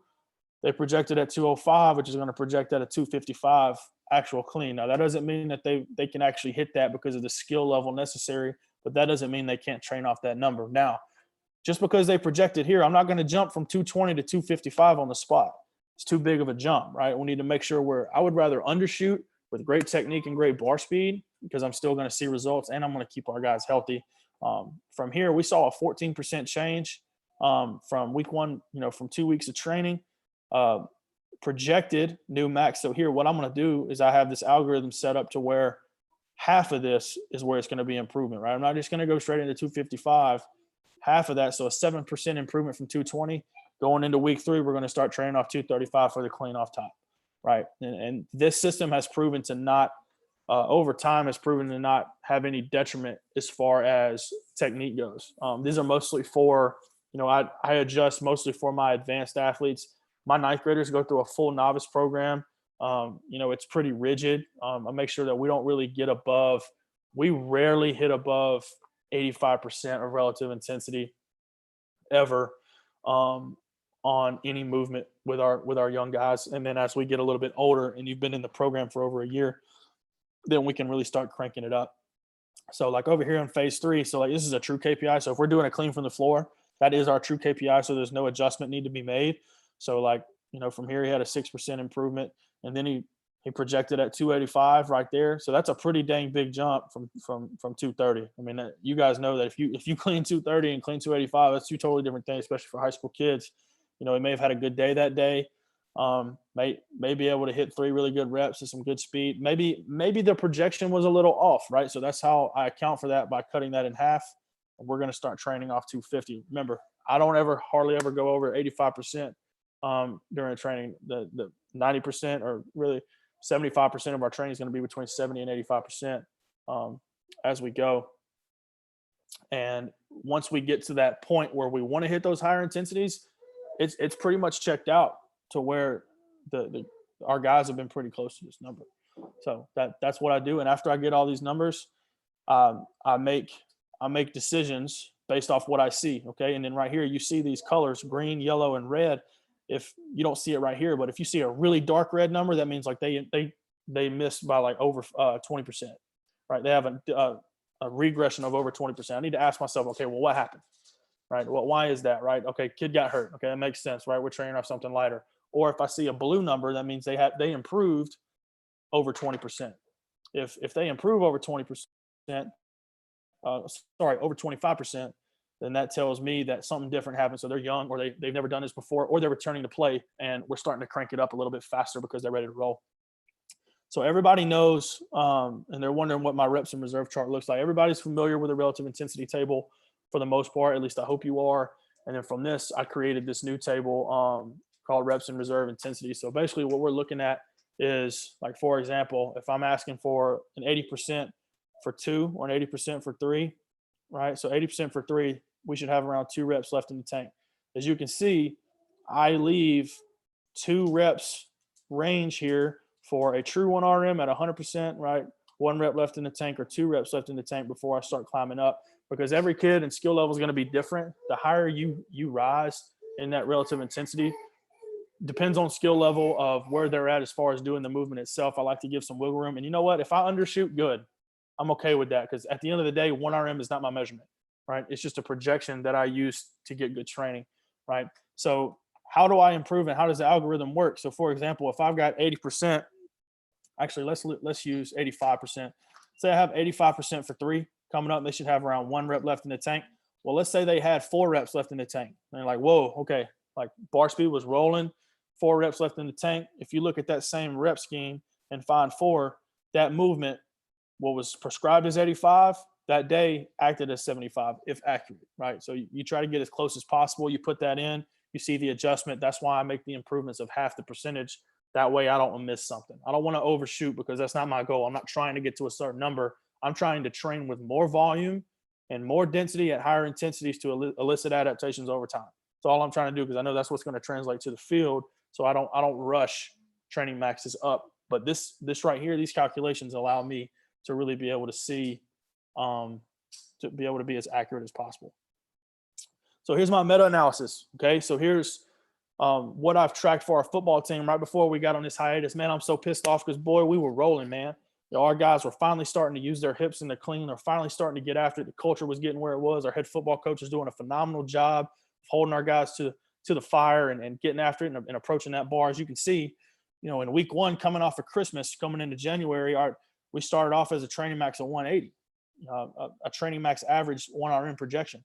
And as we go, you can see that man, progress is not linear. You know, here's another example. Like, things are going to dip, things are going to go up. We had a huge jump in week 3, based off where the program was going and based off how they performed. Man, we had a really good week in week 3, and we dipped back down.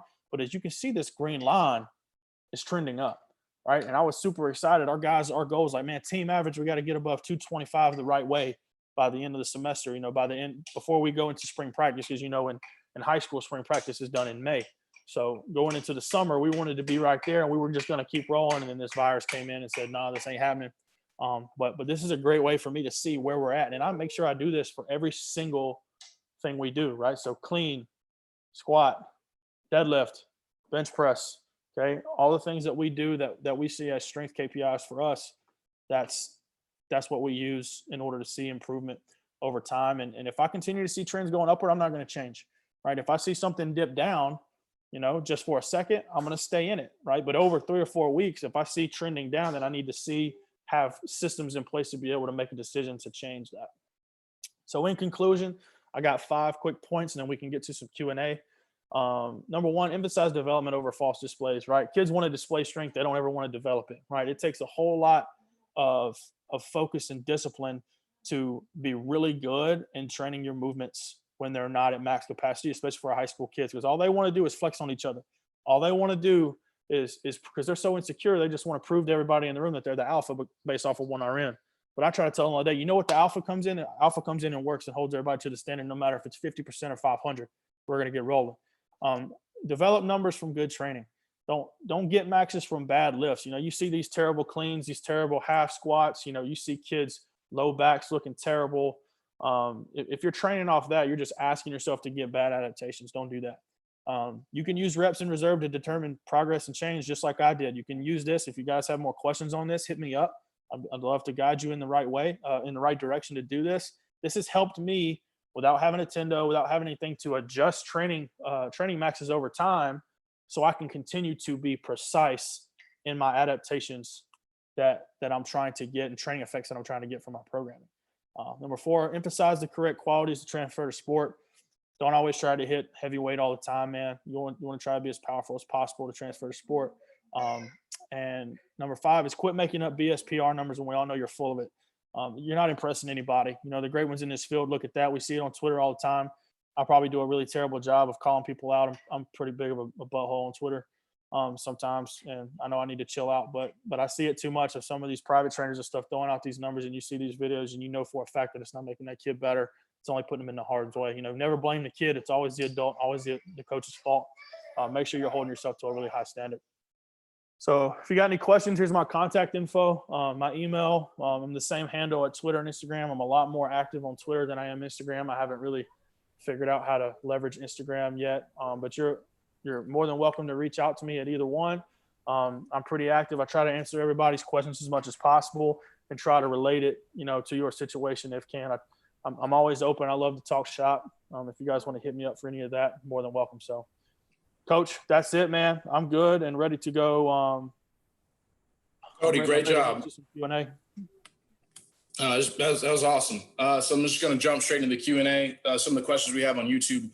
Mark is asking about the reserve score and basically how it works. So he's asking if he has down 5 on the sheet and he does 3 reps, he's asking basically if he then scores a 2. Right. So let me go back to, hold on. Let me share my screen again. Can you share those numbers with me one more time? Absolutely. So he's asking if he has down 5. I'm guessing on the Reps. yes, and then he does 3. He's asking about the reserve score. I think he's asking if he would then score a 2.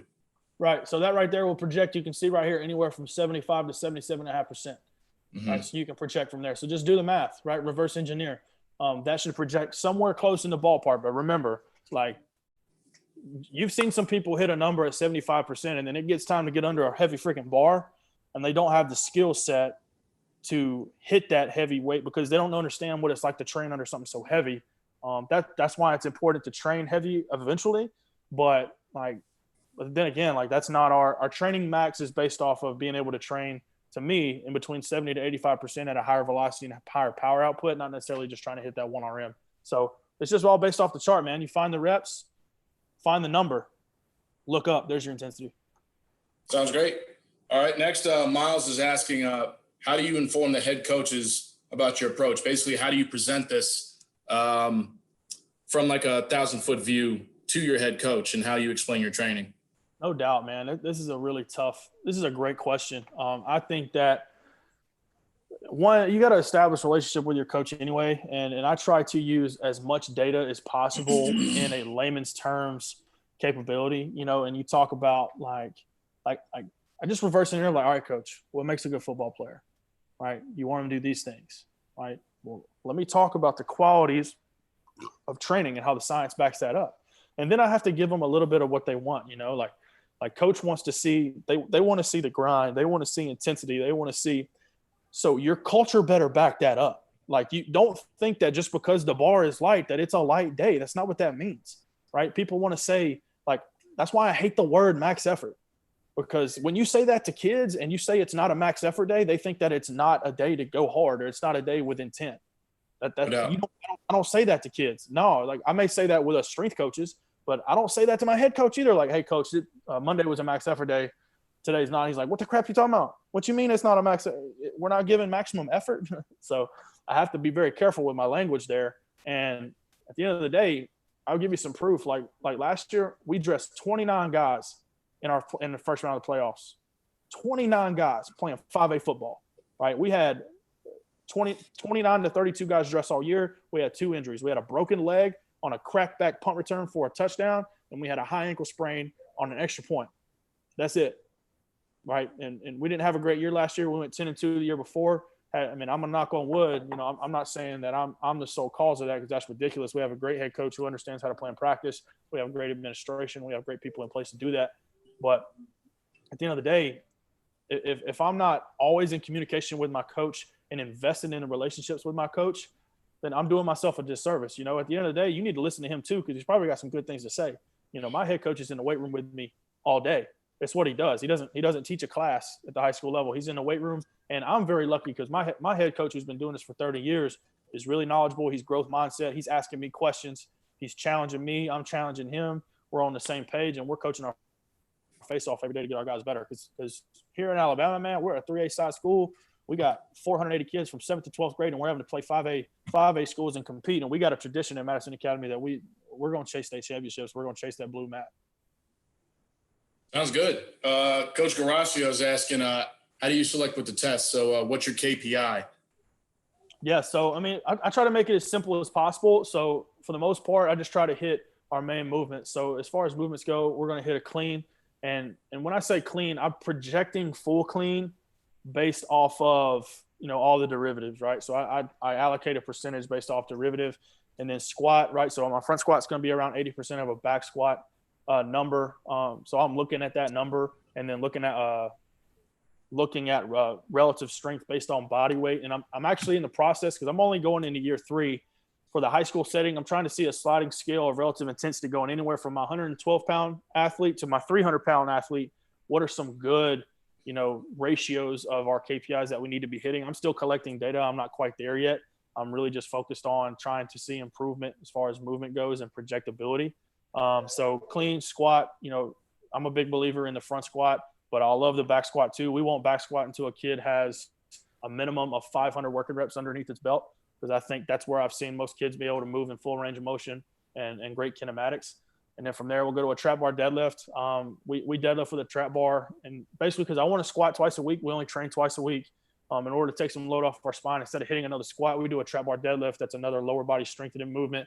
It's not necessarily a true hinge. It almost looks like a squat pattern, kind of a hybrid. You've seen it, but we can really load that up. And if we want to be able to express and expose our guys to some higher intensities for some volume, trap bar deadlift's the way to do it. At least at the high school level, we hit our bench press, and then we hit our chin ups. Right, so chin ups are still a real stickler. So I treat the chin up and program it just like anything else, but it's different because if a kid's pretty weak and, 1 rep, if you get a kid that can only do 3 reps on the chin up, he's starting with his body weight at around 85, 90%.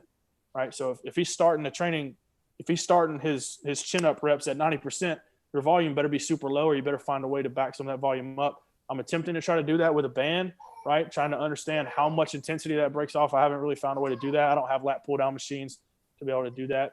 But as far as the non-lifting stuff, we do a vertical jump. We usually do that every day. We usually potentiate that with our squat on day 1. So I have jump mats, and I collect that over time. And then I collect our, every single week, like I said earlier, we do our 10-yard sprints. I hand time it just because I don't have anything, but I know my thumb is at least consistent. I don't necessarily look at the number. I look at the progression over time to see if we see improvement. And then obviously how healthy we are. Right. You got to make lemonade out of lemons.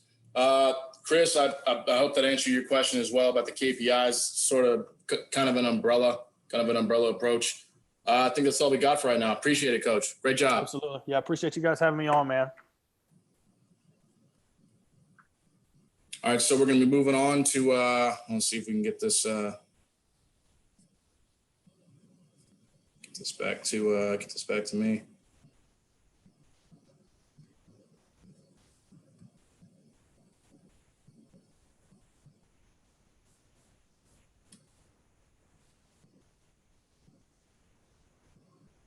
Right. All right. So next up, we're going to be having Coach Gino Smith.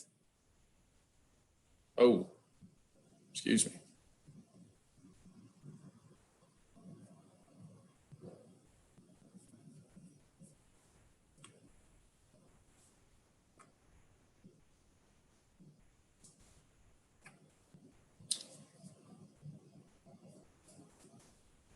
There we go. All right. Now we're back. All right. We're going to take a break here for a second and then come back here shortly in about 5 minutes.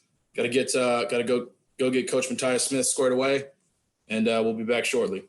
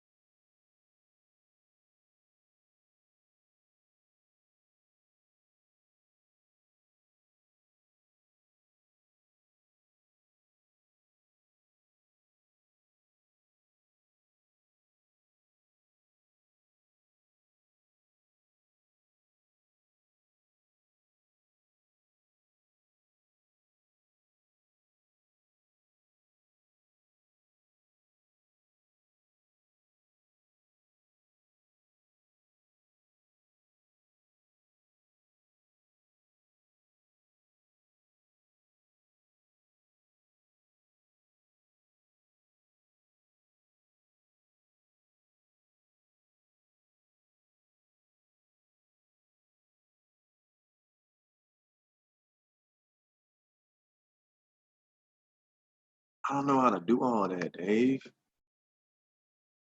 Yeah, never mind, Gino. You're good to go. Gino, can you hear me? Yeah. Gino, Hello? can you hear me? You hear me?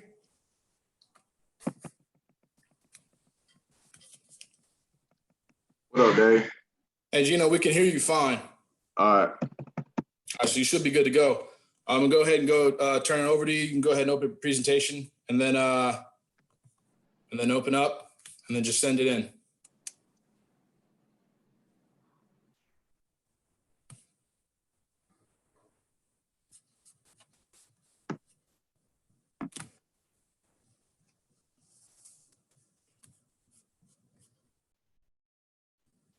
All right, you're good to go, Gino. All right, appreciate it. How you doing? My name is Gino Smith. All right. Work here with FAU Strength and Conditioning. Today we're going to be talking about plyometric considerations for high school athletes. All right. So first off, what is a plyometric? A plyometric is practically defined as a quick or powerful movement using a pre-stretch or counter movement that involves a stretch shortening cycle.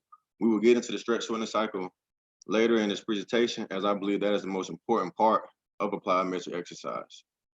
All right. So in this diagram, you see a counter movement. So this is more so as a pre-stretch. This is the loading movement. This is essential in the beginning stages of a plyometric exercise. So moving on, what is plyometric training? Plyometric training is a series of explosive bodyweight resistant exercises using the stretch shortening cycle of the muscle fibers to enhance physical capacities. In this diagram, you see a man doing a single leg depth jump to a single leg vertical jump. Plyometric exercises are very simple, but also they can be very explosive. So this can be anything from skipping to running to jumping, clap push-ups, lunges, so anything of that sort of nature. Plyometric training. All right. The purpose of plyometric training. Simple is to increase the power of the movements using both the natural elastic components and the muscle tendon stretch reflex. My purpose and our philosophy, we're trying to create and improve the athlete's ability to create more force, but in order to do that, we want to create that force more rapidly. So we're trying to have our athletes, make explosive movements. It could be anything from basketball to football to soccer. In my presentation, I'll dive into more specifically dealing with female soccer athletes though, but the main goal of plyometric training is to increase the power. All right, moving on. So understanding plyometric exercise, there are 3 understanding components to understanding the movements, the principles of the plyometric training and program designs, and lastly, the methods of safely and effectively performing these exercises. I will touch on the stretch shortening cycle, but you have 2 models that implement plyometric exercise: the mechanical model and the neurophysiological model. All right. So getting into the stretch shortening cycle. The stretch shortening cycle is a form of movement and a skeletal muscle where it lengthens and then immediately contracts. These are wrapped around the mechanical and neurophysiological mechanisms. It's very essential. During this phase, we're trying to recruit as much speed as possible to increase the muscle activity, which is essential in this phase. All right. So our 3 phases are going to be our eccentric phase, our amortization phase, and our concentric phase. All right. The first phase is your eccentric. It's your stretching of the muscles. Okay. And from there is your amortization phase, and followed by your concentric phase.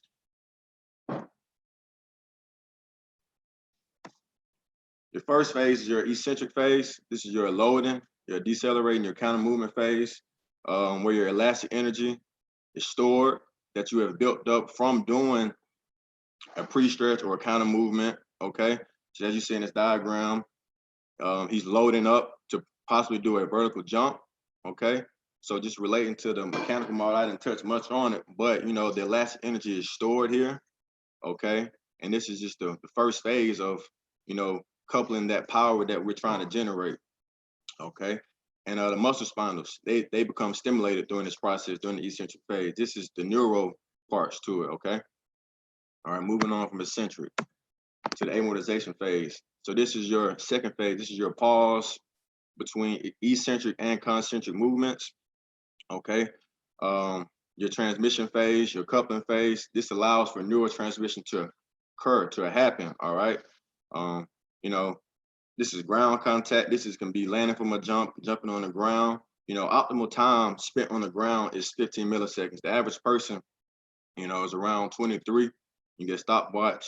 You know, it's very fast. So, but the key for training during any movements is not having a visible pause in movement. So the faster you get off the ground, the faster when you're running, when you're sprinting, when you're jumping, you know, that ground contact is vital. You know, the faster you're able to get off the ground, the faster you're able to create more force. All right. So moving on to the last phase of it, it's your concentric phase. It's your shortening phase, the final phase of this stretch shortening cycle. Okay.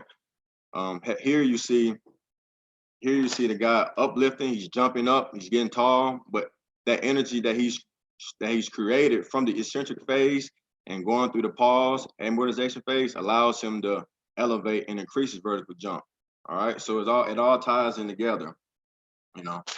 So this is the stretch shortening cycle, in my opinion, is probably the most important understanding of plyometric exercising. Even though you can dial into it a little more, but these three phases are very, very vital. Okay, so after having a decent understanding and good grasp of the stretch shortening cycle, we're just moving to some basic prerequisites for plyometric training. Okay.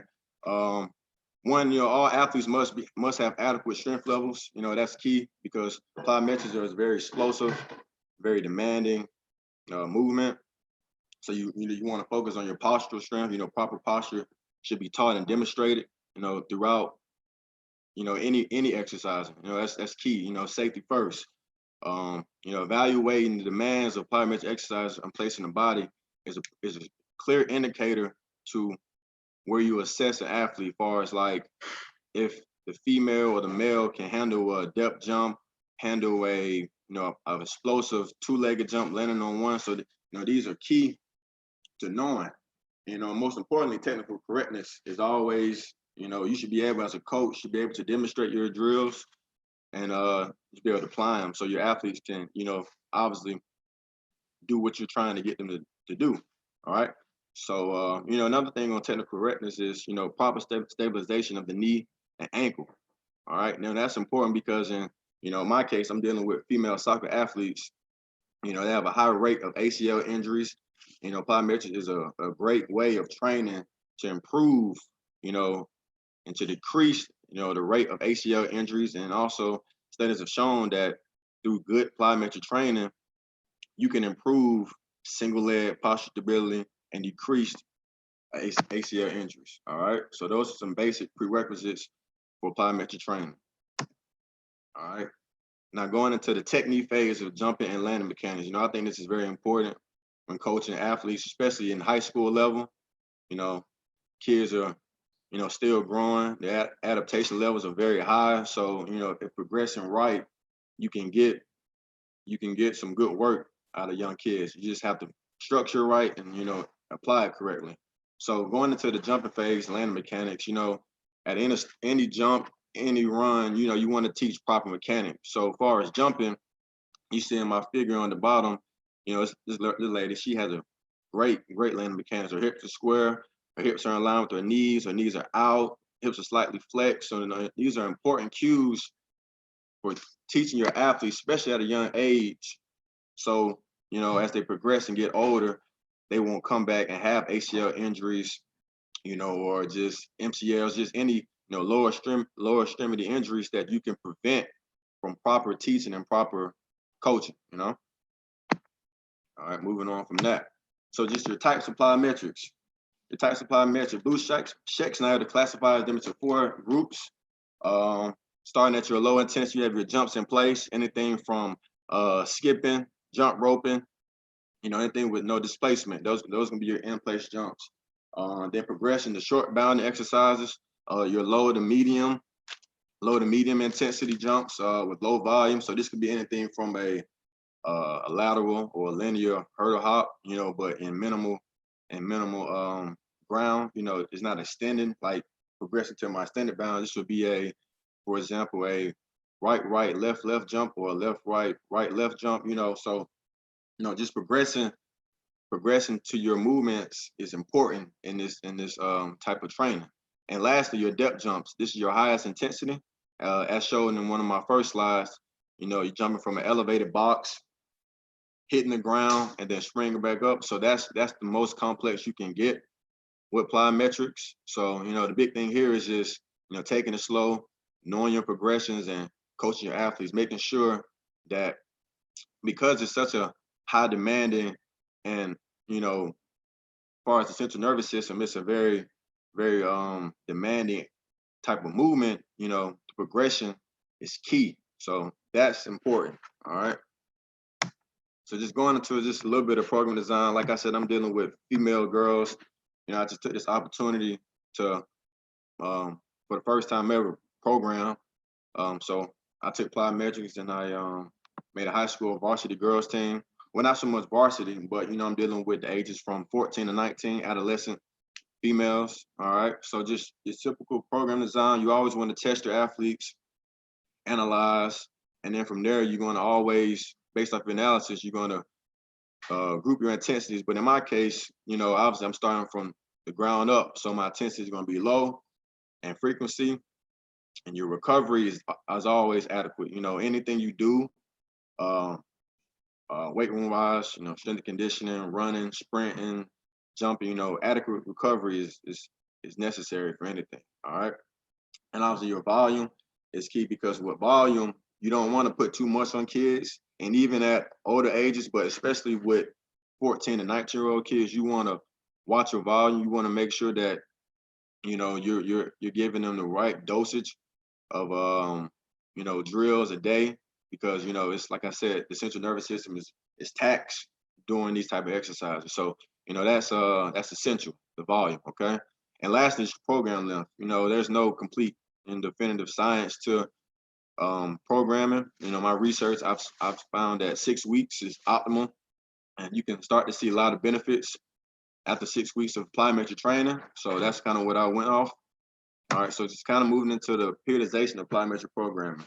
And periodization of any program is key. It doesn't have to be plyometric, it can be a sprint program, obviously Olympic lifting. So just some of the key things I kind of touched on: volume and intensity, the sequencing of plyometrics, the variety in training, and the individualization of training. Individualization of training. Okay, there we go. But anyways, all right, so just starting out with volume and intensity. That is always key, because like I said, you don't want to, it's very taxing to the nervous system. So you want to watch your athletes and make sure that you're not putting too much stress on them, because it's a very high impact for movements, one-legged jumps, two-legged jumps. These are all very taxing. All right.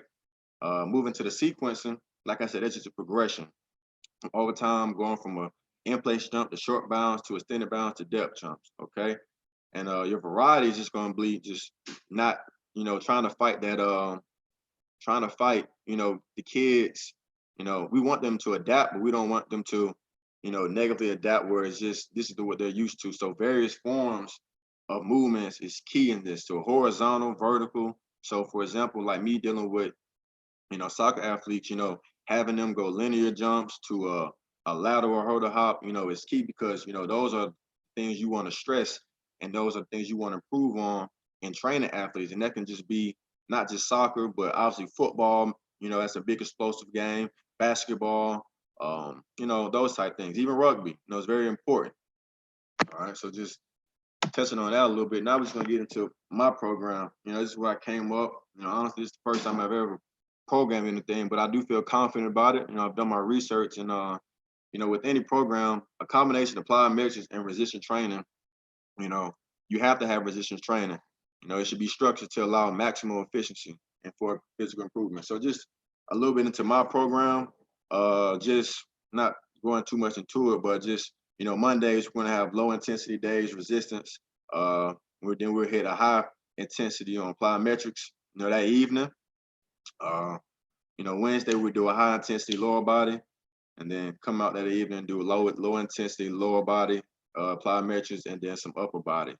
And Friday, we'll do a moderate full in the weight room and then have a high intensity lower body, okay?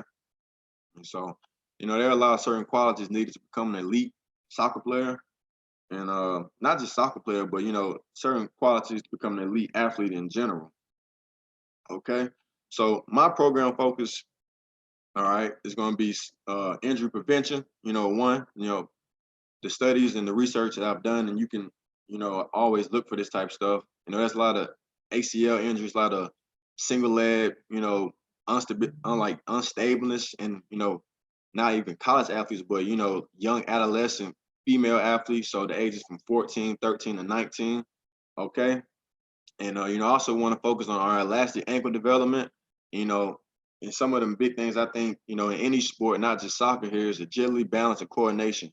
I think these are vital to improving the athlete's movements. This increases their intensity, this increases their explosiveness. So these are kind of some of the, the focuses in my program. All right. So this is the warm up. With any program, you have to have adequate warm up. So this just kind of came up with very simple. Warm up normally take 10 to 15 minutes. All right. So we have neck rolls and arm circles. I have videos to demonstrate these movements, but very simple. We have our dynamic laying on the ground, leg swings and knee pulls. And then from there, we get our skips and backward skips, low impact plyometrics right there. And, we're going to our side lunges and leg swings and quad pulls. And obviously our dynamic, we're going to end with a plank. Like I said, postural strength, is key to any exercise, any athlete. You want to have that postural strength, and it's vital. So moving on from the warm up, I just want to let y'all see some of the drills. David Norris right here doing neck rolls. Okay. Got our arm circles. Kind of want y'all to see some of the drills that I'll be implementing in my program. Here we're going chain breakers. Okay. All right. Now we're moving into a trunk twist. Getting the upper bodies loose. An adequate warm up in any field is proper. Weightlifting, plyometrics, sprint work, agility work, is necessary to have adequate warm up so you can maximize the work you want to get out of your athletes, okay? All right, so here we got knee pulls. All right, Dave's doing a fantastic job. We're going groin flies. All right. These are some of the drills, you can implement at any level. All right, rolling V's. All right, then we're going to burst for 20. So getting our athletes fresh, warmed up, ready to work. Essential. Here's our skips. All right, our backward skips. I just want y'all to get an idea of some of the drills that you can implement to your athletes. Okay, very simple, very easy. Like I said, it's appropriate. Okay, we got world's greatest stretch. They're doing a great job. All right. Big thing here, just with anything, coaching, you can do all these drills, you can do all this science and, talking about, but it comes down to how you coach and how you can, get your athletes to, buy in, one, and, understand what you're trying to get them to do. So if it's simple, rather simple than complicated, that's kind of how I like to coach my kids. If I'm coaching females, I'm coaching, boys, I'm trying to keep it simple to where they can understand and be able to apply that, faster.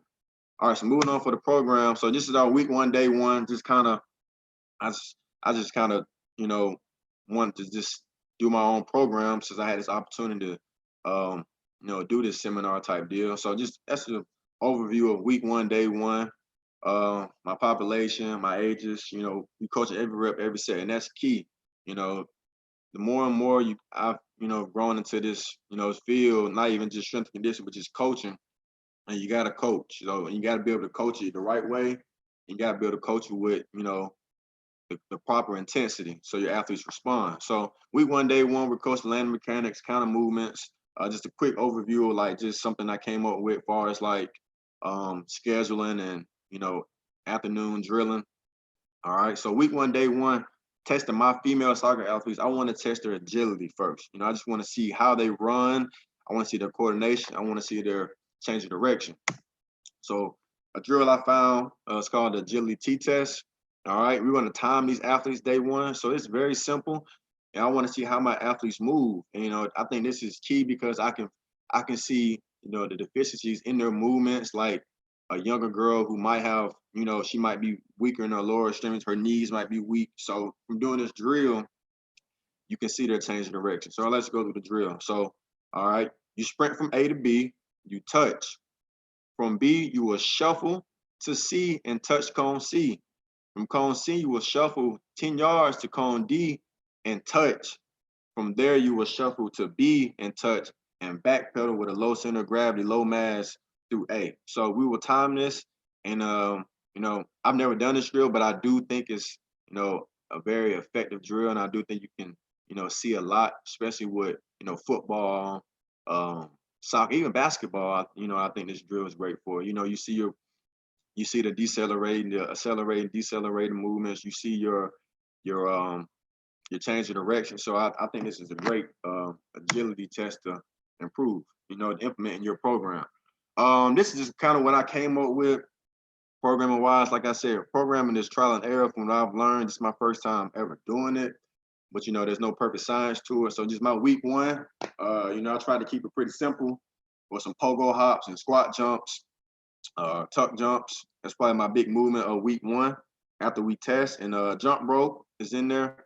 And as you see on Friday, we're going to introduce a box jump, but it's going to be uphill. All right. So the reason we're doing it uphill is because, you know, it causes less stress on the tendon joints jumping uphill, studies show.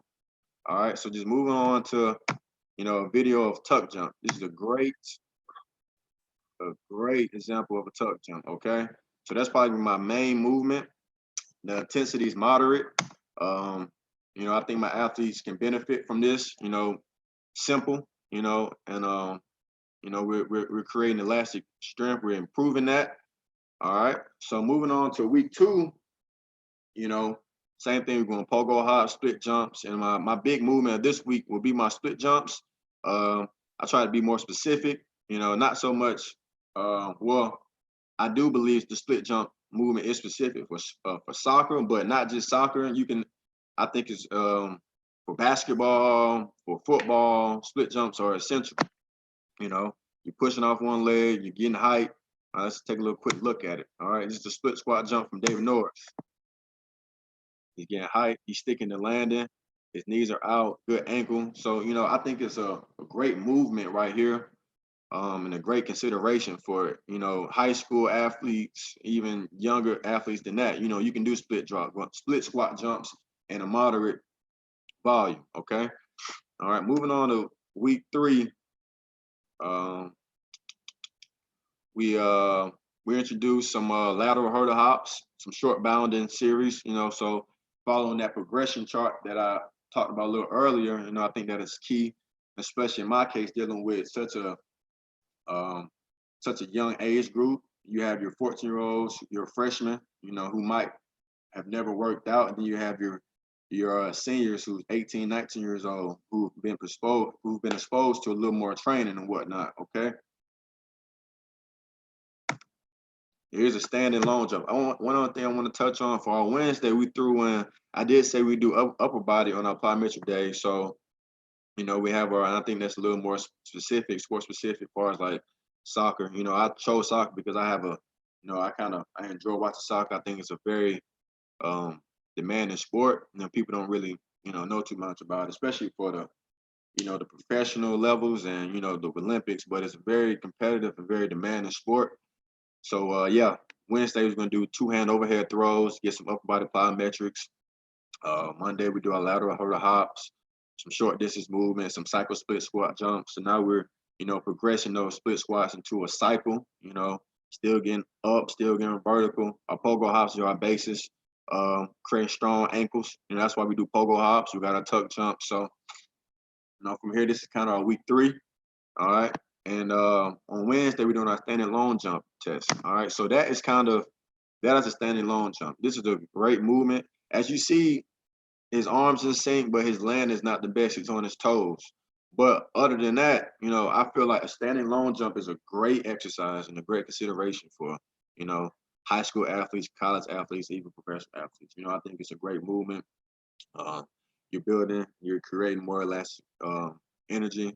The players should become more explosive. You're working on landing mechanics. So, you're tying in a bunch of work into into one movement. So, doing standalone jumps, I think we have 3 sets of 5, sticking every landing, pushing your knees out on the landing. So from here, I think my athletes will adapt well, as far as like jumping and landing mechanics, trying to prevent injury.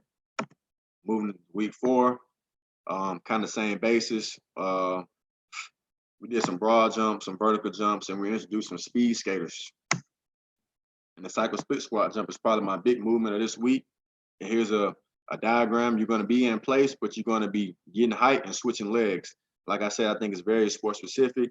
I think it's very beneficial as far as like power, single leg posture stability, ACL prevention, and just coordination, just basic. A lot of these drills might seem basic and simple because a lot of them are, but as you progress, you can become more complex. But for any athlete, I believe plyometrics, it's essential. Like you don't have to do a lot to get good work out of plyometrics. So simple is good, and especially in my case, I feel like this is very specific for my athletes. Okay, moving on to week 5. All right. We got some squat jumps on Monday. We go to some single leg tuck jumps, some speed skater bounds, speed skaters for distance. So we're gaining a little ground. Like I said, we're still progressing. So we're in a short bounding series here. We're not going 10, 15 yards. We're just staying in the 5 to 10 yard box, maybe not even 10. Okay. All right. So after week 5, this is our big movement. This is our speed skaters. All right.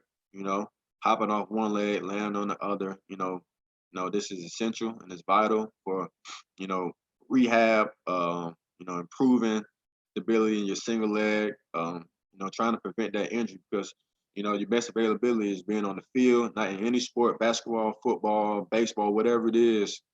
So when training, you also want to train for prevention. And how can you keep these athletes on the field? And I think a speed skater squat is a great consideration because it's specific, and you get good single leg work, and you prevent injury. You're hoping to prevent injury if coached and taught right. All right. So moving on from here, so week 6, we kind of threw in. We will retest our T drill on that Monday, just to see if our athletes have improved, they're changing direction, if the coordination has increased. These are some of the things that we're looking for when we're retesting this drill.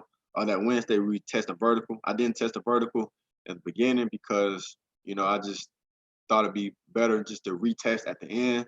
And granted, this is high school athletes, so we're in the summer. This is a 6-week program throughout the summer. School starts in August, so and specifically for soccer, their season isn't until March, April. So come January, February, you have time to implement sprints and more runs and more testing, right?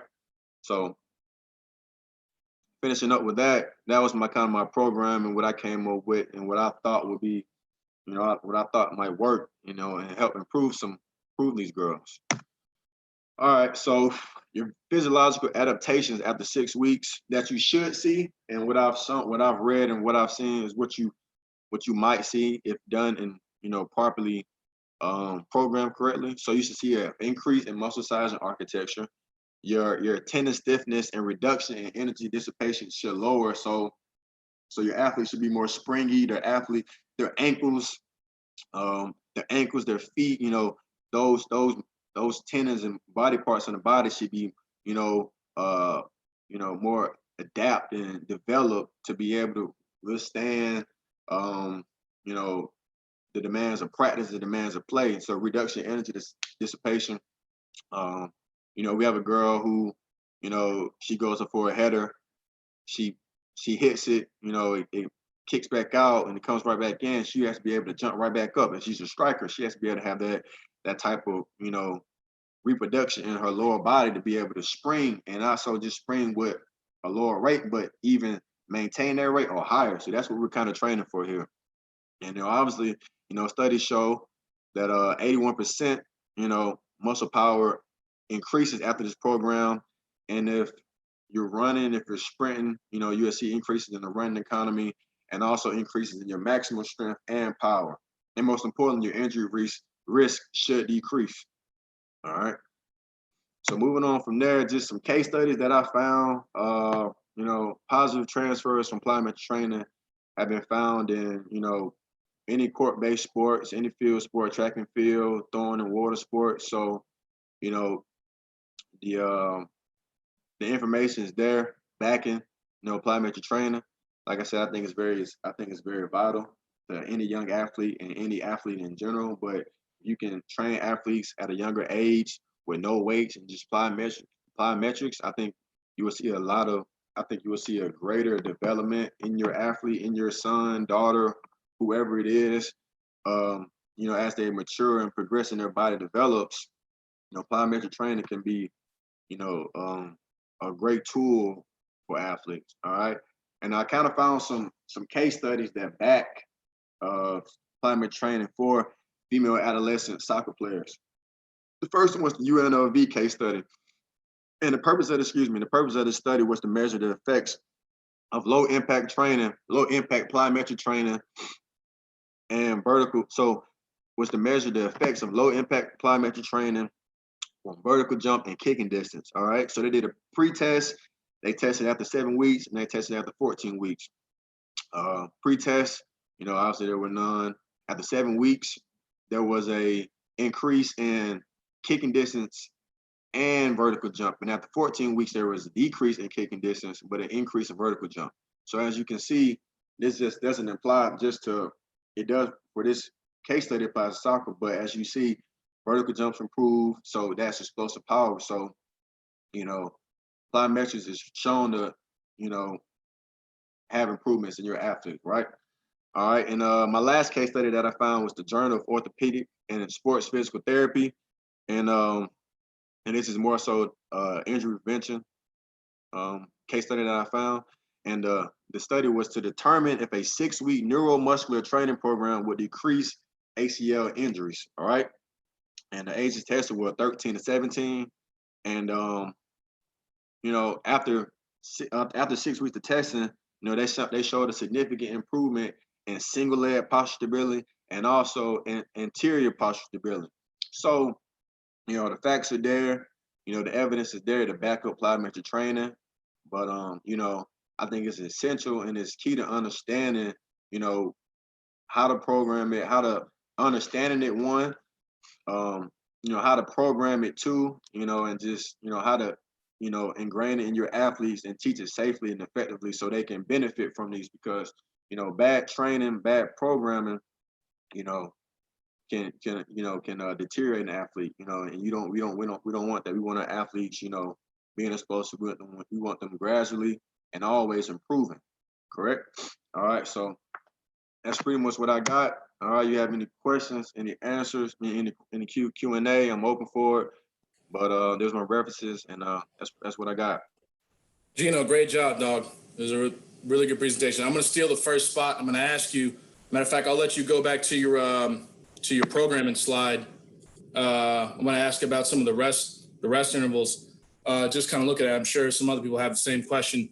Going between each sets and reps. Is that your rest? Is that your rest recovery ratio between each set or completion of exercise, or is that the rest between each rep within the exercise itself? So if I go for one jump and reach to the next, I can imagine, like, if I'm rotating through, I just want to go to the back of the line and then wait till I'm up. If this is in like a group setting, not necessarily right. waiting 2 to 3 minutes between each rep.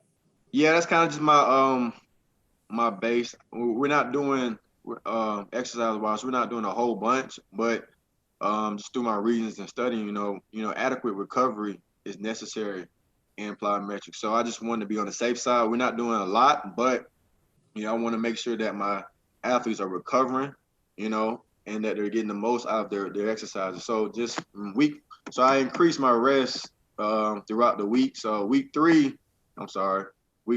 you know, I'm giving them 1 to 2 minute rest, just to have that, you know, just to, you know, get that, because the exercises are lower intensity. So I just gave them a lower rest.